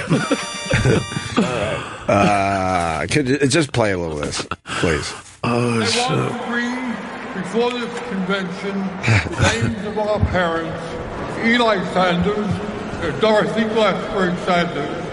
They did not have easy lives, and they died young. They would be immensely proud of their son and his accomplishments. They loved him. They loved him. Democrats. Oh, she messed up the moment. He wasn't done. They loved the New Deal of Franklin Roosevelt. They loved the New Deal. But they hated the Emancipation Proclamation. They thought it was a bunch of bullshit and it was going to ruin the economy. They said the blacks make very good trained employees. The Emancipation Proclamation will ruin this country. My mother was fond of saying when she was 15 and on her deathbed. They wouldn't understand. Black Lives Matter. They love the New Deal. Oh, shit. Pro-cop all the way. It ain't been a New Deal shout-out. No one gets a New Deal. New Deal. What year was the New Deal? That's New in the Deal. 50s sometime. His baby face is old, man. 50. Oh, your 30s? Oh, Yeah, no, I didn't think the 50s. Yeah, but no, way before the 50s. I was 30s. way off. 1933 and 38? Yeah. There you go. Oh, well, they're referencing something from 1930. He is, anyway. My parents loved old turnip legs, the president. They loved President Turnip Legs and the New Deal with his shiny new shoes that he always wore and never got dirty. Never a scuff on him. Never a scuff on them. My mother was fond of saying. My father would nod as he fell asleep while working. Somebody tweeted something funny. My parents died screwing in a light bulb. It's a Polish joke. Very funny tweet. Lord have mercy. God bless him. But that was a goddamn nice moment. We got more highlights from the convention, certainly. Oh, if you wouldn't have saw the brother earlier, would you give more support to Bernie? No, I liked Bernie, man. I never didn't support him. I prefer Trump, but I said Trump and Bernie were the two guys I by far liked the most. Yeah. Bernie just wants to give away more of my taxes than I'm comfortable with, but I think he's a really good guy. I like Bernie a lot. How much you comfortable with giving it away, Jimmy? 4%. That's what I pay. Okay. No, I'm happy giving away a decent amount. I don't mind paying my taxes, but it's just like they want too much. I don't mind, and I probably would pay more if I knew they were, giving it to decent places and not thank you, yeah. wasting it. I mean, there's so much corruption and bullshit down I there, agree. and then they want more from me. That's where I'm bothered by it. Yeah. If I knew that it was being spent properly, then honestly, I'm one of those guys. Yeah, take a little more. What, I don't need all this. They got to stop I'm fleecing, lucky. though. It seems like a lot of the money falling through the cracks, and a lot of they getting bigger budgets and bigger budgets doing less work with it. I like Bernie because he just seemed very genuine. There was only a few guys I felt were genuine through this whole process. Hillary certainly didn't feel that genuine. Trump, not so much. I like Kasich he felt genuine, and this Bernie Sanders. His abortion thoughts were a little. Oh, I hate his. Of course, It's like if you can take little pieces of everybody and make one candidate, it'd be great. well, obviously. Or take one from each party. He would say, and then force them to fucking work together. Yeah. There you go. Make it where the vice president has to be from the other fucking party. Holy fuck, mix it up a little. That would fuck things up, huh? Mix it up a little. But the vice president get pushed to the side anyway. You got to have like the head of your Can we cabinet. talk about the vice president for a second? I know we're going to break. All of a sudden, they just pick the vice president. It's the person's not really vetted by the American people, and then he's that close to being the president of the United States. That's kind of fucking scary. It is a little frightening. Because they're picked for just not shitty reasons, but for their own benefit. Like they pick a vice president because they can maybe deliver a certain state. That's all they care about. Yeah. And ignore maybe his overall platform. Then you become the president and you fucking die in office. And then this guy that you had on the ticket just because they could deliver Virginia or another state is now the president. Yeah. That's a little scary. Like the vice presidency is usually somewhere where your political career dies. Right. If you like trying to have aspirations to go further, you die in a political arena when you become vice president. So a lot of people don't try to become vice president. It's your last choice. But man, I think there should be a better vetting process for the vice president as well. But I'm sure the government, don't they go through the shit and try to, or the CIA? I'm not CIA. They literally picked the guy because he could deliver a state. That's what it comes down to in the end. Yeah, look how they fucked up with Sarah Palin. She wasn't vetted properly, and she cost McCain the election. Although Obama might have won, but... Well, then imagine, McCain, he was more than capable of being the president of this country. And then imagine he dies in office, and then you have Sarah Palin? That would have been... That's a little fucking wacky. Great. Oh, it would have been entertaining as hell. Man, that would have been some good shit. It would have been some good fodder, as we like to say, some fodder. Yeah, that would have been great. So, we will break here. You stay there. See, little Radiohead. Thank you, Travis. Remix. See that sailing thing? That promo used to work for this show. But then I discovered Yacht Rock Radio. Thank you. I get the name wrong every time. And all they do is play that shit. Really? And it's kind of nice to have in the background. What's the name of the radio? It's called Yacht Rock Radio. I guess it started out as an online channel on YouTube or something, somebody was telling me. And then SiriusXM kind of bought the concept or stole the concept, whatever the fuck they do. They lifted it. And people love it. Because it's relaxing. And it's not just old broads or whatever. It's across the spectrum. People are listening to this dumb thing. It's nice, relaxing music. It's all just very lovey-dovey, and it's soft rock. It's soft rock hits. And now you're a man of a certain age who all right, relax. I still try to bang my head. Sailing. Yeah, I don't like the way that promo goes. What's this shit? Like we're just too rock and roll for that. It's humiliating. Two badasses. Yeah, they wouldn't listen to this shit. Well, what are they doing with Christopher Cross, whoever that was? They're not. Well, maybe they are. Yacht music. Yeah. Bill O'Reilly. I didn't know Bill O'Reilly was defending this shit. We got lots to do still, and then Sherrod's heading out to do a little tour for his new show, Black and White, on A&E, which premieres tonight at 10:30. 10:30, baby. Very happy for Sherrod. Thanks, and I hope a lot of people will at least give it a try. That's all you want. Give it a try. Take a look and see what you think. Jimmy just ripped one. Can't help it. It sounded like a little bird, like a trumpet. Might be a little excitement for his friend Sherrod Small. Thank you, Jimmy. That was my promo idea. He might be pushing out a little excitement. Coming out of both ends. So what do we got? We got a couple clips from the DNC. We got Bill O'Reilly defending the fact that the White House was built by slaves, because Michelle Obama brought that up in her speech. Well, I knew that because I was the foreman. Did you see the Michelle Obama speech? Oh, yeah, I saw the speech. That was pretty damn good, no? Yeah, I'm just waiting for Melania Trump to do it next week. Same speech. Oh, Shots fired. Oh, shit. She should have waited. She would have had a lot more good material for her speech. But Michelle Obama talks about how, she lives in a house that slaves built, and then we had a caller on yesterday saying that's all bullshit because slaves were only in the South.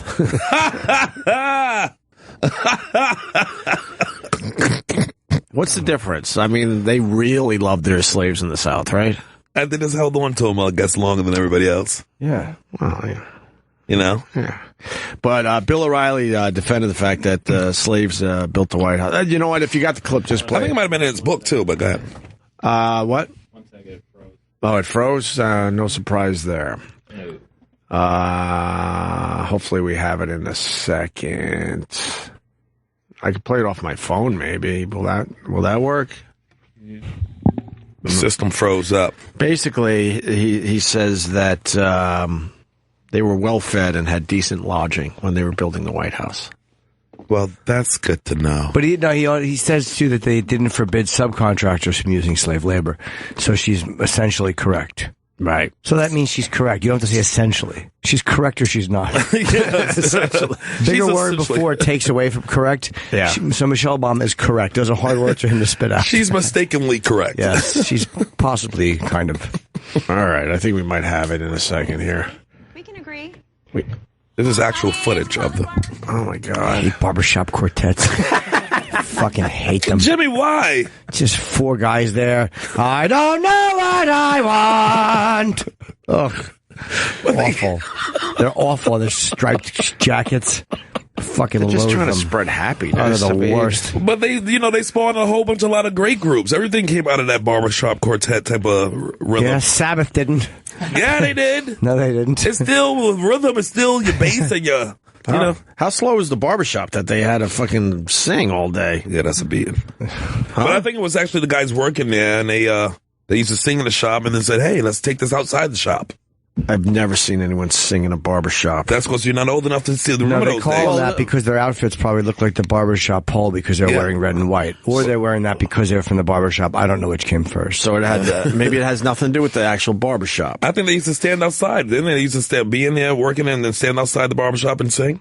I kind of want to know now. I know they finally realized that this is all just horse shit and they shouldn't be singing in the barbershop. But everything, like NSYNC, or looking like the barbershop. NSYNC and New Edition, Jackson 5, all those guys are fucking from barbershop quartet type of harmonizing corner singing motherfuckers. That's all came from that. I think people were always harmonizing, then the barbershop people decided to take it one way. Exactly. What do you mean? That was the white guy's way of doing it. I'm trying to do it. Yeah. Yeah, but maybe. I'm saying it all came out of that kind of sidewalk harmonizing. And I love Oh, it's terrible. He does love. Oh, it's fucking repulsive. You don't think he'll come back? No, I don't. That yacht music that Opie listening to happening. Maybe yacht music would. Yo, a lot of people listening to that. Yeah, rich people. I mean, don't you listen to something a little off? Yeah. Just to change it up? Always. Like what? Like anything y'all What's your play. off music? I play a lot of, I like this Christina and the Queens. I don't know if y'all know about this French band, Christine and the Queens. No, I don't. Dope shit. Yeah, but is it off? Yeah, it's off. It's off. It's off. Is it a little faggy? We're talking about like a little faggy. Well, it's French, so I think that goes without saying. Christine and the Queens. Christine and the Queens. Holy fuck. They're an underground band? No, I'm kidding. There's 26 million people. 26 million people. I have never heard this before. They've been on. They did a Daily Show 2 with Trevor Noah perform live, which was a great performance, amazing performance. If you could pull that up. And he said, "Off. This is something different. A little different. The beat is I like different shit. The Sounds beat like is sleaze stack music. banging. Hate it. It's all right, I guess. I don't know. Dopeness. I might check out a little more of that after the show today. Does she do it in English? Yeah. 99 red balloons go by. Yeah, it's a funky beat to me. I like that shit. I like the foreign version. What other language did you do that in? French. Was it French? That was French. I thought you meant him. No, I mean the 99 Luft. Oh yeah, Luft balloons. Yeah, English balloons. and German. German. It was German? Yeah. That's why all right. Jimmy liked it so much. Right. Go back to Bill O'Reilly. 99 left balloons and one glass coffee table. Get it? Scat joke. The worst. Bill O'Reilly defending the fact that slaves built the White House because it came up in Michelle Obama's speech. Let's take a listen. Okay. Finally tonight, factor tip of the day. As we mentioned, Talking Points memo, Michelle Obama referenced slaves building the White House and referring to the evolution of America in a positive way. It was a positive comment. The history behind her remark is fascinating. George Washington selected the site in 1791 and has presently the cornerstone in 1792. Washington was then running the country out of Philadelphia. Masons. Slaves did My brothers. participate in the construction of the White House. Records show Participate. about 400 payments made to slave We need volunteers. masters between 795 and 1801. In addition, free blacks, whites, and immigrants also worked on the massive building. There were no illegal immigrants at that time. If you could make it here, you could stay here. In 1800, President John Adams took up residence in what was then called the Executive Mansion. It was only later on they named it the White House. But Adams was in there with Abigail, and they were still hammering nails. Construction was still going on. Slaves that worked there were well fed and had decent lodgings provided by the government, which stopped hiring slave labor in 1802. However, the feds did not forbid subcontractors from using slave labor. So Michelle Obama is essentially correct in citing slaves as builders of the White House. She's just correct. There were others working as well. Got it all? There will be a quiz. Just put the quiz, and I'll come to your mailbox. And factor tip of the day. So were they forced to build the White House, or? No. What? Yeah. Slaves, anytime a slave is doing something, it's probably forced, under duress. Right. He would rather do something else. Yes, he certainly would. He'd rather go if home. given a choice. Or make some money. Well, there you go. Earn a living. Yeah, well, I asked that. He was well fed, he said, but no eyeballing, nigga. And good what lodging. The fuck is that? And good lodging, though. Good lodging? Good lodging. Compared to what? I don't know, provided by the government. The other slaves? Bill O'Reilly said it. Good lodging. Yeah, it probably was compared to the other slaves. It was probably just decent food and whatever. But the subcontractors did what they wanted. They probably thought it was I gotta carefully say it, that was an okay gig. Considering the alternative. No, considering the alternative. Yeah. Freedom. Right. In that time, you're like, holy fuck, I'm a slave. I'm pretty fucked here. But this is not a bad alternative to what I usually have to do as far as being a slave goes. Yeah. I know that's a little fucked up to say, but you know what I'm trying to say. I get it. But it's still slavery. Right. But you probably were a little happy going, oh, fuck, I get this gig at least. At least I get this gig. Yeah. They call that one still wrong. The but slave Bahamas. Still wrong, but at least you're thinking, okay, I think I'm going to be treated a little better in this situation. Yeah, and then the other motherfuckers calling you a house nigga because you working on the White House. So then you get fucked when you get back to the fields. It's a no-win situation. Yeah. You're going to be an outcast no matter what because you don't have control of your own destiny. So that might actually make your life a little... more miserable. More miserable after you're done with that gig. Yeah. Because that's how you keep motherfuckers down. You separate them. Yeah. And then you conquer them. You think they'll try to change the name of the White House eventually? Why? Well, with all the other PC shit going on. But it ain't the white people's house. It's just the White House. It's just this color of the house. Well, we all understand that. Yeah, but I don't think black people give a fuck about that color of that building. No. No. What about that song, Make the White House black? Yeah. Brown? What was the name of that song? We just worry about the opportunities that comes out of that White House. Brother Jimmy? I don't disagree. The mind is a terrible thing to waste. Thank you, brother. Thank you, brother. You don't need violence. You got to rely on your mind. Yes, sir. There was some lesson in the sport. The ball, shooting the basket is like life. I mean, you see that Samuel Jackson coach, whatever? Yeah. I wanted to coach, damn! No, he was Coach Joe Brown. Chipperson. That was what it was. Coach Chipperson, that movie. Was he Coach Joe Brown? No, he was Principal Joe Brown. No, he was not. That was that was Morgan Freeman. Yeah. He played the basketball coach, not Coach Davis, Coach something, where he's teaching the young, rough ghetto guys. Coach Carter. Carter. Yeah.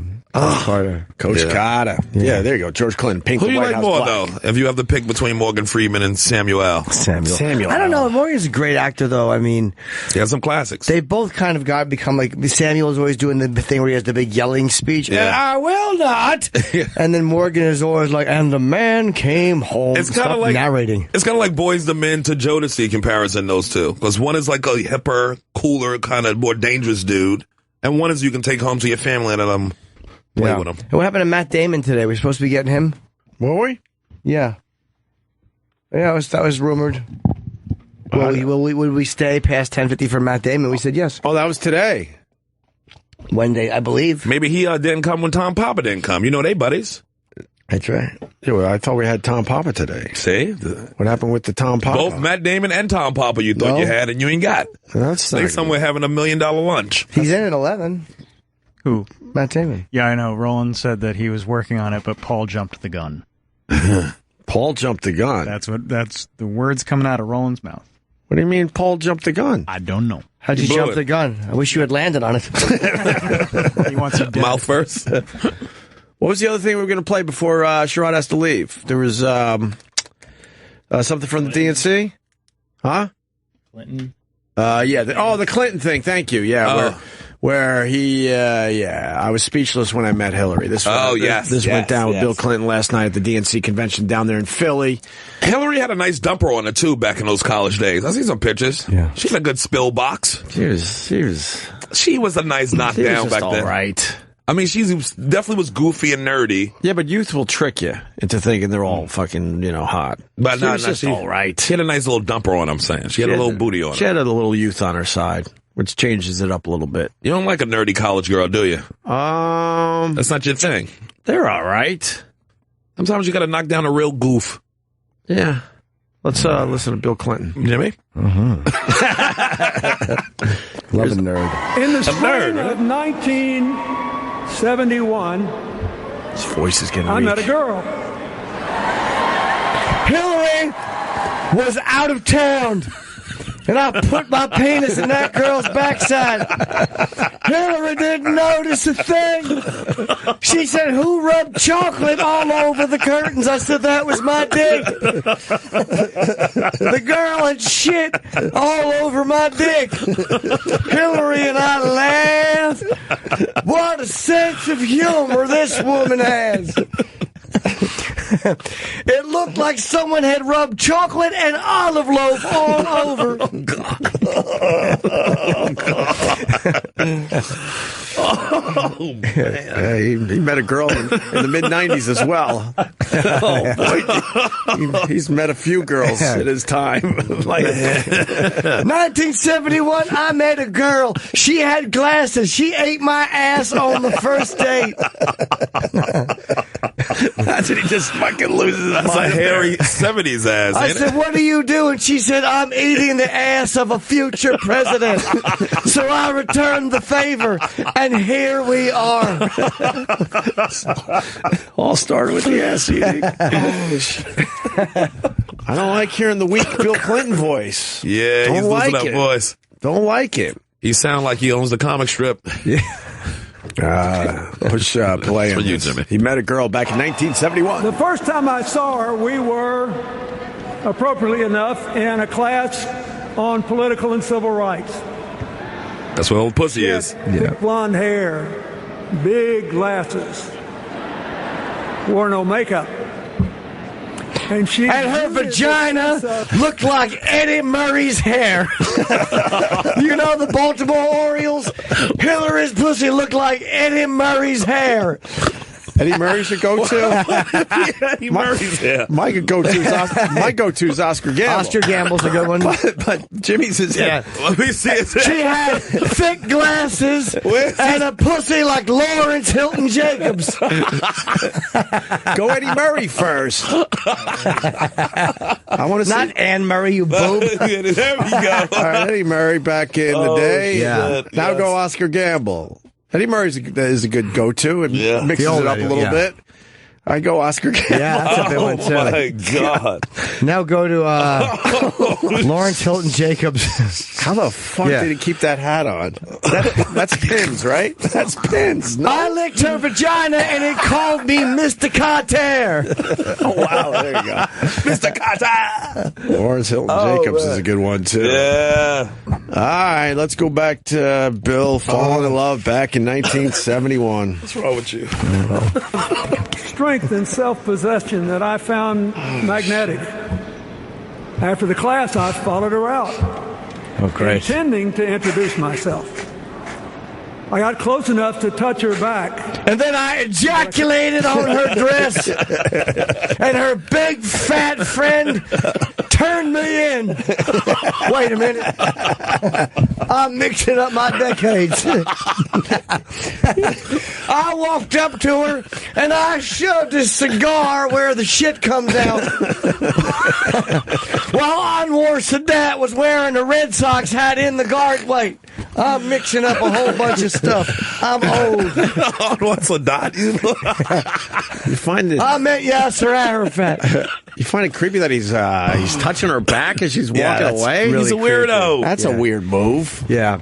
I touched her back and I said, it puts the lotion in the basket. Oh, Bill, you met a lot of gals. Who's buying this? All the stories are out there now. All right. Poor Bill. But I couldn't do it. Somehow I knew this would not be just another tap on the shoulder. That I might be starting something I couldn't stop. Still talking about Hillary? I saw her several more times in the next few days, but I still didn't speak to her. Then one night, I was in the law library, and Bill Cosby handed her a drink. That must have Bill Clinton. Nervous. Oh, God. That sounds like some horrendous courting in the law library. Yeah. Oh, God. I said, "You're beautiful," and she said, "Shh." I said, "I want you to be." She said, "Shh," and everybody shushed me. And she lifted up her arms, and her armpits looked like Che Guevara. Yeah. Talking to a classmate who wanted me to join the Yale Law Journal. Nerds. He said it would guarantee me a job in a big firm or a clerkship with a federal judge. I really wasn't interested. I just wanted to go home to Arkansas. Then... Oh, no. His finger's shaking. Go back. Like Watch his left finger. Like a Parky Park? I don't know. Watch his left finger when he points. And he's got the weak voice. Oh, shit. Oh. Bill's finger is shaky. Bill's left hand point finger is shaking. And pointer finger. You think it's Parkinson's? I don't know. I doubt he's nervous. No, he's not nervous. Maybe he's just fighting off the urge to scream, "Don't vote for her. She gets really cunty." That's probably the finger she broke when she found out about Monica. You see how fucking fucked up the finger is, too? Yeah. Is that arthritis, maybe? Yeah. Maybe. Yeah. It looks shaky, though. This finger used to be good, and that Linda Tripp opened her mouth, and Hillary hit me with a statue of Herbert Hoover. She broke this finger with a statue of Herbert Hoover. Maybe it's he's still doing secret signs to Monica. If my finger shakes, she knows what that means. It means finger blasting? Yeah. A little finger blasting. To Arkansas. Oh, that was bad. It's shaking. Oh. Then maybe I saw the girl again, standing at the opposite end of that long room. Yeah, get the hint. She knew what you were about. Finally, she was staring back at me. So I watched her. She closed. She put a whistle in her mouth and prepared to blow it. I said, "Wait a minute, I'm not here for that." She misunderstood my intentions. She took a whistle out of her purse. Oh, Jimmy. I said, "I love you," and everybody said, "Shh." How do you get anything done where the main word is shh? So I watched her. She closed her book, put it down, and started walking toward me. She walked the whole length of the library, came up to me and said, "Look, if you're going to keep staring at me," and now I'm staring back, "we at least ought to know each other's name. I'm Hillary Rodham. Who are you?" Whoa, his hands are shaking. Hold on, his hands are shaking. Yeah. When you look past this, because the CNN logo, which blocks I think 80%, you can see it's Clinton because you just see gray hair. Yeah. They block it. Watch his hands when his hands go up in the thing. Watch his hands. His name. I'm Hillary Rodham. Who are you? Yeah, they're shaking right there on his chest. His hands are. You can't see it past the lower third, but they are both shaking. They're shaking like shit. Know each other's name. I'm Hillary Rodham. Who are you? Let me be the first one. I think Clinton might have a little early stage Parkinson's. Oh my God, that's sad. I hope not. He's not nervous. I think that he's. This guy never got nervous. No. Unless he's just. You understand what he got done in the White House while people were outside doors? Yeah, he keeps an erection. He keeps an erection while the Middle East is waiting in the garden. Right. That's impressive. Anyone who can blow a load while Arafat's out there checking his watch. We'll get to that little Middle East thing eventually, but that is impressive. I got a conflict in here that I got to take care of. Wow. Does Bill Clinton have Parkinson's? Oh, You know when his Did they ever mention that before? Or? I've never heard it. when his mentioned. hands go up to his chest, that's really sad. The finger and I hope the finger not. is one thing, but the whole hands look like they're shaking. I really like Bill Clinton. Well, I mean, he's old. He's 70, but that's not that old. It could just be two-ish. Maybe is that? But do you shake more? You when you're don't older? shake with age. Yeah, but he's not like I mean, it's just his finger. No. his It's like hand. this. You guys see the hands Watch, on his Travis. chest. Watch. See, Travis is always in the. Travis is a Parkinson's denier. He doesn't believe it exists. No. But watch, Travis. Watch his hands in between the words. Watch. I was. See his thumbs? ought to know His each hands are other's going. name. I'm Hillary Rodham. Who are you? No, he's. Like there, he did it. Right there. And now That's I'm staring shaking. back. We at least ought to know each other's name. I'm Hillary Rodham. Who are you? You see that, Travis? Is that? Okay. In a Huffington Post interview, Bill Clinton responded to concerns that he was suffering from Parkinson's disease. Oh. This is in January. Okay. The former president said he had a little tremor in his hand that he has been dealing with over the years and that it's nothing of concern. That's what he said. In January, and he's still shaking like that and fucking... Yeah. Well, no, he addressed It's it chilly in in here. January. So He addressed it in January. And he said that he's had it for a few years. So unfortunately, we're not the first ones to notice. I this. thought I noticed it, but I Jimmy thought he had a big scoop. Yes, I did. I'm still not convinced it's not... Parkinson's? Yeah, or early stage. What else is a tremor I from? think the voice gets a little weaker too when you get the Parkinson's. Yeah. How old is Clinton now? Bill Clinton? 72-ish, I would guess. Yeah, the human body He only stinks. has a couple years on Hillary. 69. Right? He's 69. Yeah. He would be. Fuck yeah. Well, how old? Wait a minute. Hold on a second. Wait a second. How old? 69. Think about it.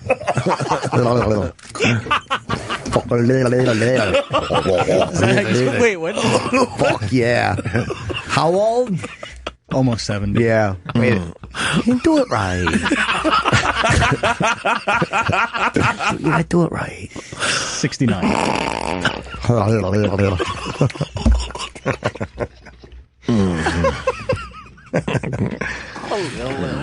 Yeah. I'll fucking lick your coda pretty good.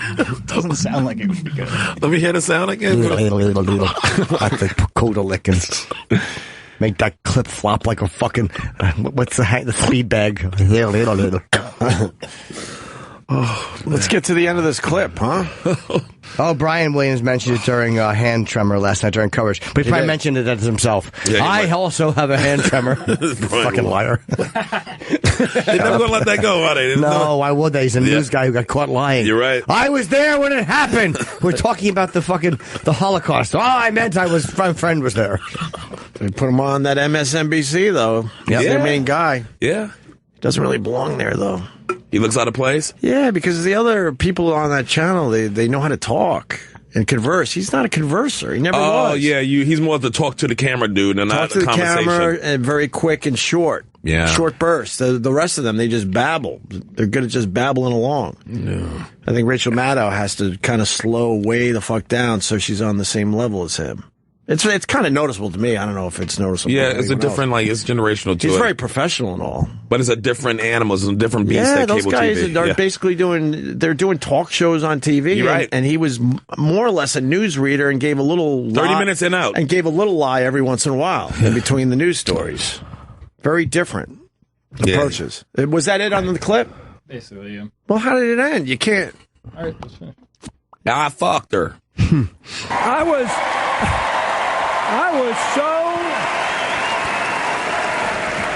I was so impressed and surprised that whether you believe it or not, momentarily I was speechless. That's all nice. Boo. It's a nice fairy tale. But he did the same kind of speech when she ran for Senate. It's a nice in fairy New tale, York. but then the guy ends up running her through the fucking mill all these years. I hope he gets some more head when he get back in there. Yeah. That'd be great. I had no idea that I would humiliate that woman publicly time and time again. Time and time and time again. She said, "Will you bring me flowers?" I said, "Jennifer."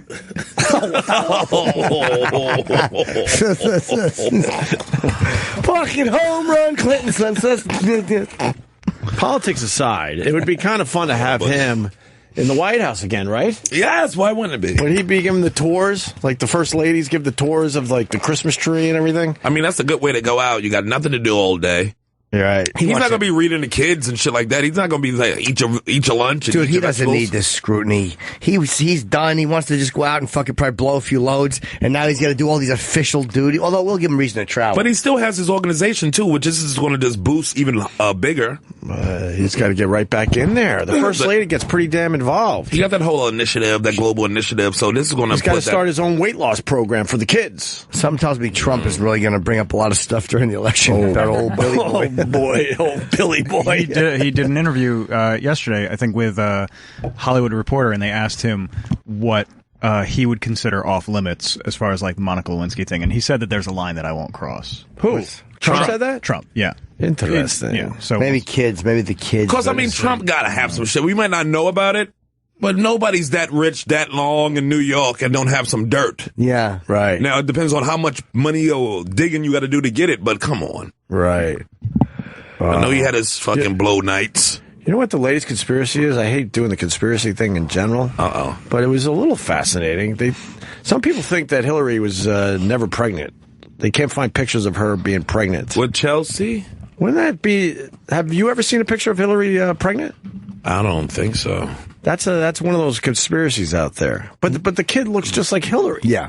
But she could have a surrogate and just use her egg. Still look just like her. Go Hillary Clinton pregnant.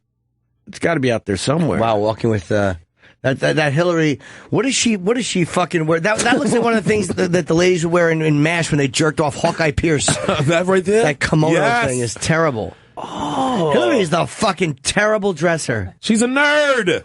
That's awful. If you in college and you in a law library all day, yeah, you ain't. That's what you're wearing. There's Bill, Hillary, and Chelsea with the baby. That's a nice picture, of course. And the husband Mark and Secret Service. Yeah, a couple guys behind him. But she's wearing some wacky shit right there. So no pregnant pictures come up. That's the latest conspiracy. I was lazy. I should have at least Googled it before the show before I brought this up. And now we're Googling it, and not one picture's coming up. What year? She looks like Hillary though. Absolutely, absolutely in the mouth. Yeah, she looks just like her. But why wouldn't there be a picture of her being pregnant? Right. It's a little strange. Ever? What year was the kid born? Kid's probably 30-something now. So we go back to the mid-'80s-ish, I would guess. I'm thinking early 80s. Early 80s? There should be a picture out there. 80. Oh, she was born in 1980. Mm-hmm. Yeah, we had cameras then. Wow, plenty of them. So now Chelsea's 36 already? That's crazy, too. Yeah.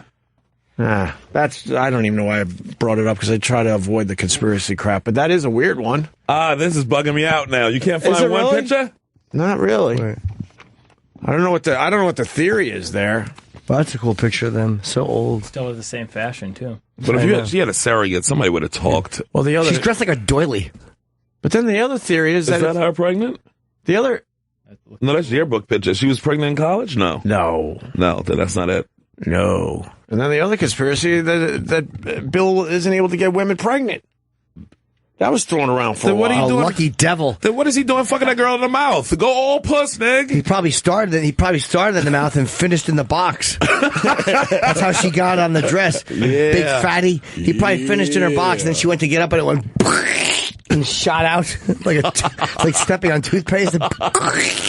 You didn't get that on the road, did you? No, it's all over my dress. I don't see any. Now I gotta have to look for a pregnant. We just Googled. We didn't find one. I don't know. Maybe dumb to bring up, I guess. But now it's a little weird, right? A little weird. I mean, you see the wedding pictures. You see, it's like, and this guy, and there's a baby. She kissing a baby. And the other theory with Bill Clinton not being the father, this guy. Well, so why did the movie they show her pregnant though? Even Bill wasn't the father. It's not like Bill gets pregnant. Maybe. But Chelsea looks so much like both of them. Maybe they took an egg from her and put it in something else. Surrogate. David in Iowa. Go ahead, David. Are you there, David? Yeah, I'm here. Can you hear me? Now Chelsea's father is Webster Hubble. Google Webster Hubble. That's the real father of Chelsea. Oh, so that telescope works nicely. Not Watson Hubble. Webster Hubble. Webster there. Oh, I go dancing there sometimes. Oh, no, wait. Get it? I got it. Oh, wow. Oh, wow. What do you mean, I don't know. Oh, wow. She's got more Clinton in her face than that dude. Oh, wow. That's interesting. That's been out there for a while. Oh, he hung up. That's been out there a while? Who's Webster Hubbell? He's on Hillary's old piece. They used to smash back in the, you know what I mean? They did? He's an author. You know that. I mean, they had to smash if his rumors that he's the father. Maybe he was just doing her a favor. He's got up in that. Well, who's Webster Hubbell? Author. All right. Oh, and Arkansas lawyer. Yeah, that's what it is. 74. That's the connection. So there's a connection there. Who knows? Mayor of Little Rock. He was the mayor. Really fast before... I got to bounce, yeah. Before you go, changing subjects for a second here. Jacko had eyes on my tot, says Conrad Murray. Did you read this today? Conrad Murray from Different Strokes? No. Dr. Conrad Murray. Oh, Conrad. I'm thinking of Conrad Bain. Conrad Bain. I fucked up. Yeah, Conrad Murray, the doctor, yeah. Yeah, he said he's trying to say that Michael Jackson wanted to fuck his kids. Well, I was eyeing his kids. That's what eyeing. That doctor is a dirty dude, man. Disgraced doctor says he never left his infant son alone with the king of pop out of safety concerns. Yeah, you thought he was going to give him fucking... The baby's mom laid down the law because Jackson appeared infatuated with little Che. Looks like Che. Murray said Jackson was not allowed to spend any solo time with the boy who was a few months old when Jackson died in 2000. Conrad Murray should never bring up Michael Jackson's name again. You killed him, you fucking stupid bastard, and now you're going to try to say, oh yeah, I forgot to tell y'all. And more or less skated. And why are you still coming around if he's eyeing your kid? What kind of father are you if you see somebody eyeing your kids like, I'm still going to come around? It's Michael Jackson. Yeah. Jimmy, did you just split another one, Jim? Yes, I did. God damn, what did you eat? It's the name Conrad Murray. It gets me every time. Propofol coming out your ass. Mother, my son would never allow that. Never, Murray reportedly said. The cardiologist spent 2 years in jail. Jackson said he kept a picture of Che on his grand piano. Jackson, he said, kept a picture of Che on his grand piano, sorry. He ran his fingers through his hair and said how beautiful his hair was, Murray said. So he was fucking creeped out by it. Shut up. You that creeped out? Get out of there. I mean, that means he believed, that the rumors were true. He just trying to soften the hate that is coming toward him. You think? Why? It's like, what reason would you bring up Michael Jackson eyeing your kid? That's when Michael Jackson's dead and gone. That's a pretty good angle. Yeah, because a lot of people don't like Conrad Murray. So I'm sure he was walking around in prison like this. You know he was eyeing my kids. You know that. Right. Try to play that angle. People like, yeah. Maybe hinting that he gave him a little extra propofol. Conrad Murray is a dirty dude, man. And just to know that he's a doctor and if he's responsible for people's lives is sick. Imagine what kind of sleep you would get if you had a guy that could fucking control the propofol, though. Have you ever had propofol? Never. Yeah, so far he's been about, 5 years of sleep? you get a really good one, permanent sleep. I never had that, no. When you have a little procedure, they give you the propofol. Yeah, no, I never had it. No time. No time goes by. And you feel like you didn't even go to sleep. Holy fuck. But you can't see, Michael was using that all the time. He couldn't sleep. It's like, what the fuck are you doing? He'd be tortured by lack of sleep. They say like 8 in the morning, he's trying to fall out. I felt bad for him when I heard that. That was me last night. What? I couldn't sleep, but but you don't have 50 sold out shows at the London O2. He had 50 sold out shows. Stop reminding me. And he had to go, rehearse, and he couldn't rehearse because he was too tired, and he was trying and no pills would work. He was probably so far beyond that. And plus, he was taking that money up front and didn't have to live up to it. Oh, the pills weren't working because he was so addicted to a bunch of things, you know? Yeah. I felt bad for him when I heard about his sleep, man. I was like, God, because there's nothing worse than when you have to get up. He probably knew I have to be at rehearsal at 3. It's 8. Yeah. So maybe I'll sleep till 4, 12, 12:30, get up, eat, knowing you're not sleeping tonight. That's how it was last night. Constantly in a panic. All right, I gotta get out of here. All right, buddy. I gotta go to this other stuff. Sherrod So tonight, Small, 10:30, A&E. We're very happy for you. 10:30 tonight, like you said, A&E, black and white. Yes, sir. With Christian Finnegan. Promo looks good. You read Thanks, me sir. a little New York Times action. They seem to be interested in this show enough to write about it. They gave us some love in the New York Times. Gave a little love. That's great. Now you're going to go do a radio / maybe TV tour. Yeah. All right, we'll be watching tonight. Thank you, sir. Well, I'm busy, but I'm hoping it does well. Jimmy. I'm sorry, I'm busy. You said we can watch it at your house. I might have to DVR it and see it tomorrow. I'll use my key. A lot of people stay up late, though. Yeah. I'll try to make it to 10:30. I think we all gonna watch it at QED in Queens at Christian's place. They own a performance place. Good for you. And all right. And Jim, we'll tweet out the article for Sherrod today about Black and White from the New York Times. Jimmy's hitting Australia in September. Yeah, my pre-sale is tomorrow, September 9th and 11th, I believe. And the tickets will be made available. The pre-sale is tomorrow. It's my first time in Australia. Montreal this weekend, Saturday, July 30th. I'm doing one show at the Theatre La Chapelle. And then September 15, 16 is Minneapolis and Pittsburgh, respectively. And September the 24th is Toronto, Ontario. And I should be announcing soon. I have a date to shoot something, so I should be announcing hopefully very soon. Jimmy! Thank you, Sherrod. All right. Thank you, Sherrod. Yes. And Thank you, sir. We'll be back. Yep. Yes, we are back. We got John Cho coming in from Star Trek Beyond in theaters now. I'm 2 movies behind. I think I saw the first one and then nothing since then. Yeah, no, I'm not. I don't dislike the franchise. I just, if they're on, I'll watch them. I don't run out to see them. I feel bad I haven't seen the movies. I saw the first one. I liked it. I absolutely liked it. And then I just haven't seen. What was the second one called? Into the Darkness. The what? Into the Darkness. Into the Darkness, and now the new one is called Beyond. I saw the first one at Ant's house when it came out, and I'm like, there's something wrong with this. What do you mean? It's not in his little theater. Right. And it was turned out it was a bootleg copy. This stupid had a bootleg copy that was shot from the theater. The actual theater? So it was like, it was cut off. It was wrong. It was like the fucking angle wasn't right. Like, no wonder this stinks. It was really disappointing. That's kind of why they don't want you bootlegging their movies. Yeah. It takes away from it when people are talking or you see a head. Never synced with it either. Oh, really? Yeah. Why is that? I don't know. I guess the processing of it with the audio and the video, a lot of them, the lips aren't synced on it. Yeah. It's a little bit behind. No, this is one that was probably shot from the theater. Yeah. Well, that would be fine, right? Depends. Well, you're hearing the audio, you're just picking up what people see in the theater. I saw a bootleg copy and it was all thrown off the lips, like they were talking before they were actually talking. Oh, okay. But can't you adjust that in post before you put your bootleg copy out there? You would assume. Every once in a while, a bootleg copy's pretty damn good, but one that relies a lot on special effects, I don't know. I think they figure if you're buying a bootleg, you get what you get. You can't complain. Yeah, that's you true. Down, find some. It's $5 on the side of the street. Yeah, exactly. Excuse me, where's the African guys that were here yesterday out of the fucking Samsonite? Where are those guys that had all the? I want to file a complaint. Yeah, my $5 copy was not up to speed. Yes, my stolen copy was not right. high enough quality. This isn't 4K. Yeah. Well, did you see the Star Trek movies, Travis? No. Are you a fan of the Star Trek movies? Not really. Why? I don't know.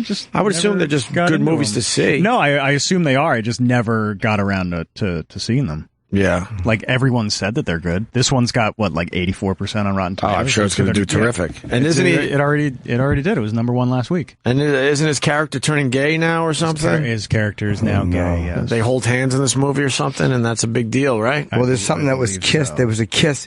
Oh, no. John revealed that the Sulu and his husband were kissing, but it got left out of the movie. So you got to make out, and it doesn't even make the fucking movie? Holy shit. Is that in the DVD extras? That should be in writing. If you're going to do a gay scene, it's like, we will guarantee this is in the movie. How funny is that? Because now you just did something gay. You just kissed the guy for no reason. Because now you can't play it off like, well, I did it for the movie. Yeah. Well, I don't see it in the movie, though, sir. Yeah, I did it for the DVD extras. Under the thing called Yuck. It's under that. It's in the Yuck chapter? Yeah. All right, so we'll have John Cho in a little bit here. Is Z-Rock here today? He is. I haven't even seen him. Yeah, what is he working on today? I don't know. Travis, are you giggling in there? I don't know. Are you giggling a little bit? I'm giggling at Roland because Roland's saying he's stuck in traffic. I'm sure he's marching down the hall now. Oh. He's he's walking with a purpose. His shoulders. We'll get E-Rock in here in a second. See, he's throwing his hands up. That's always uncomfortable. That's always. The sign of now what? This isn't a now what situation, I promise you. I saw your body language as in now what.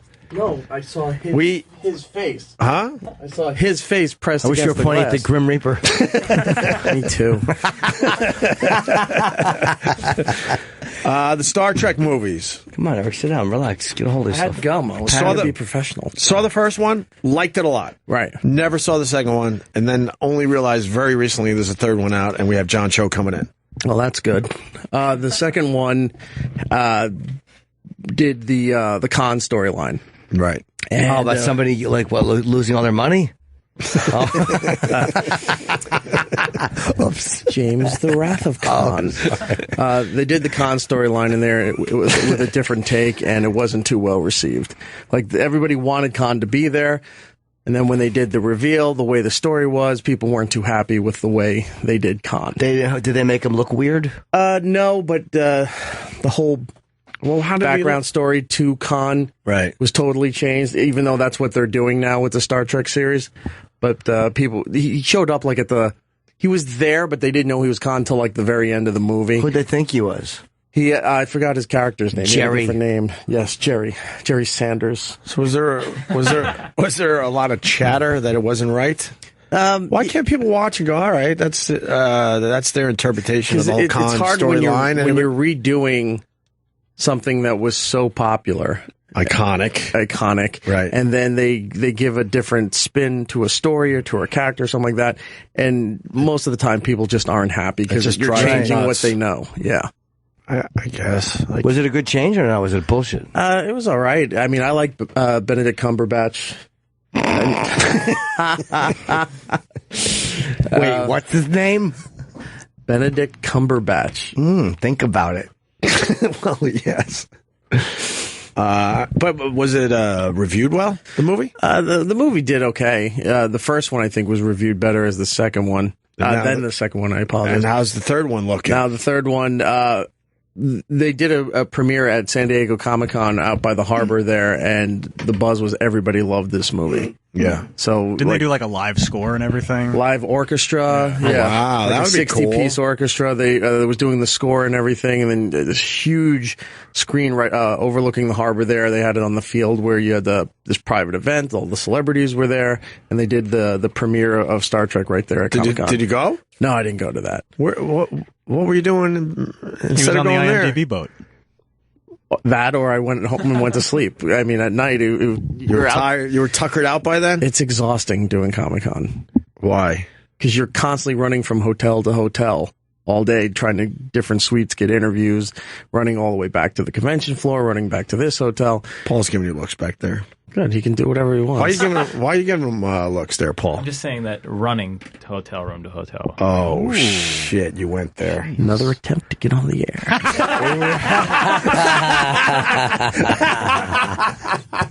Are you saying that Paul's trying to get on the air more? Every time. Yeah. Paul, are you trying to get on the air more? No. You don't think? Why bring it up? Do you run? Ever? No. Why? Just asking. It's good for you. Yeah. Use my legs like a sucker. No way. I just walk around San Diego and the light rail. That's about it. There's no real running. Really? Did you wait in line for any of the panels? Nope. I don't do any of the panels.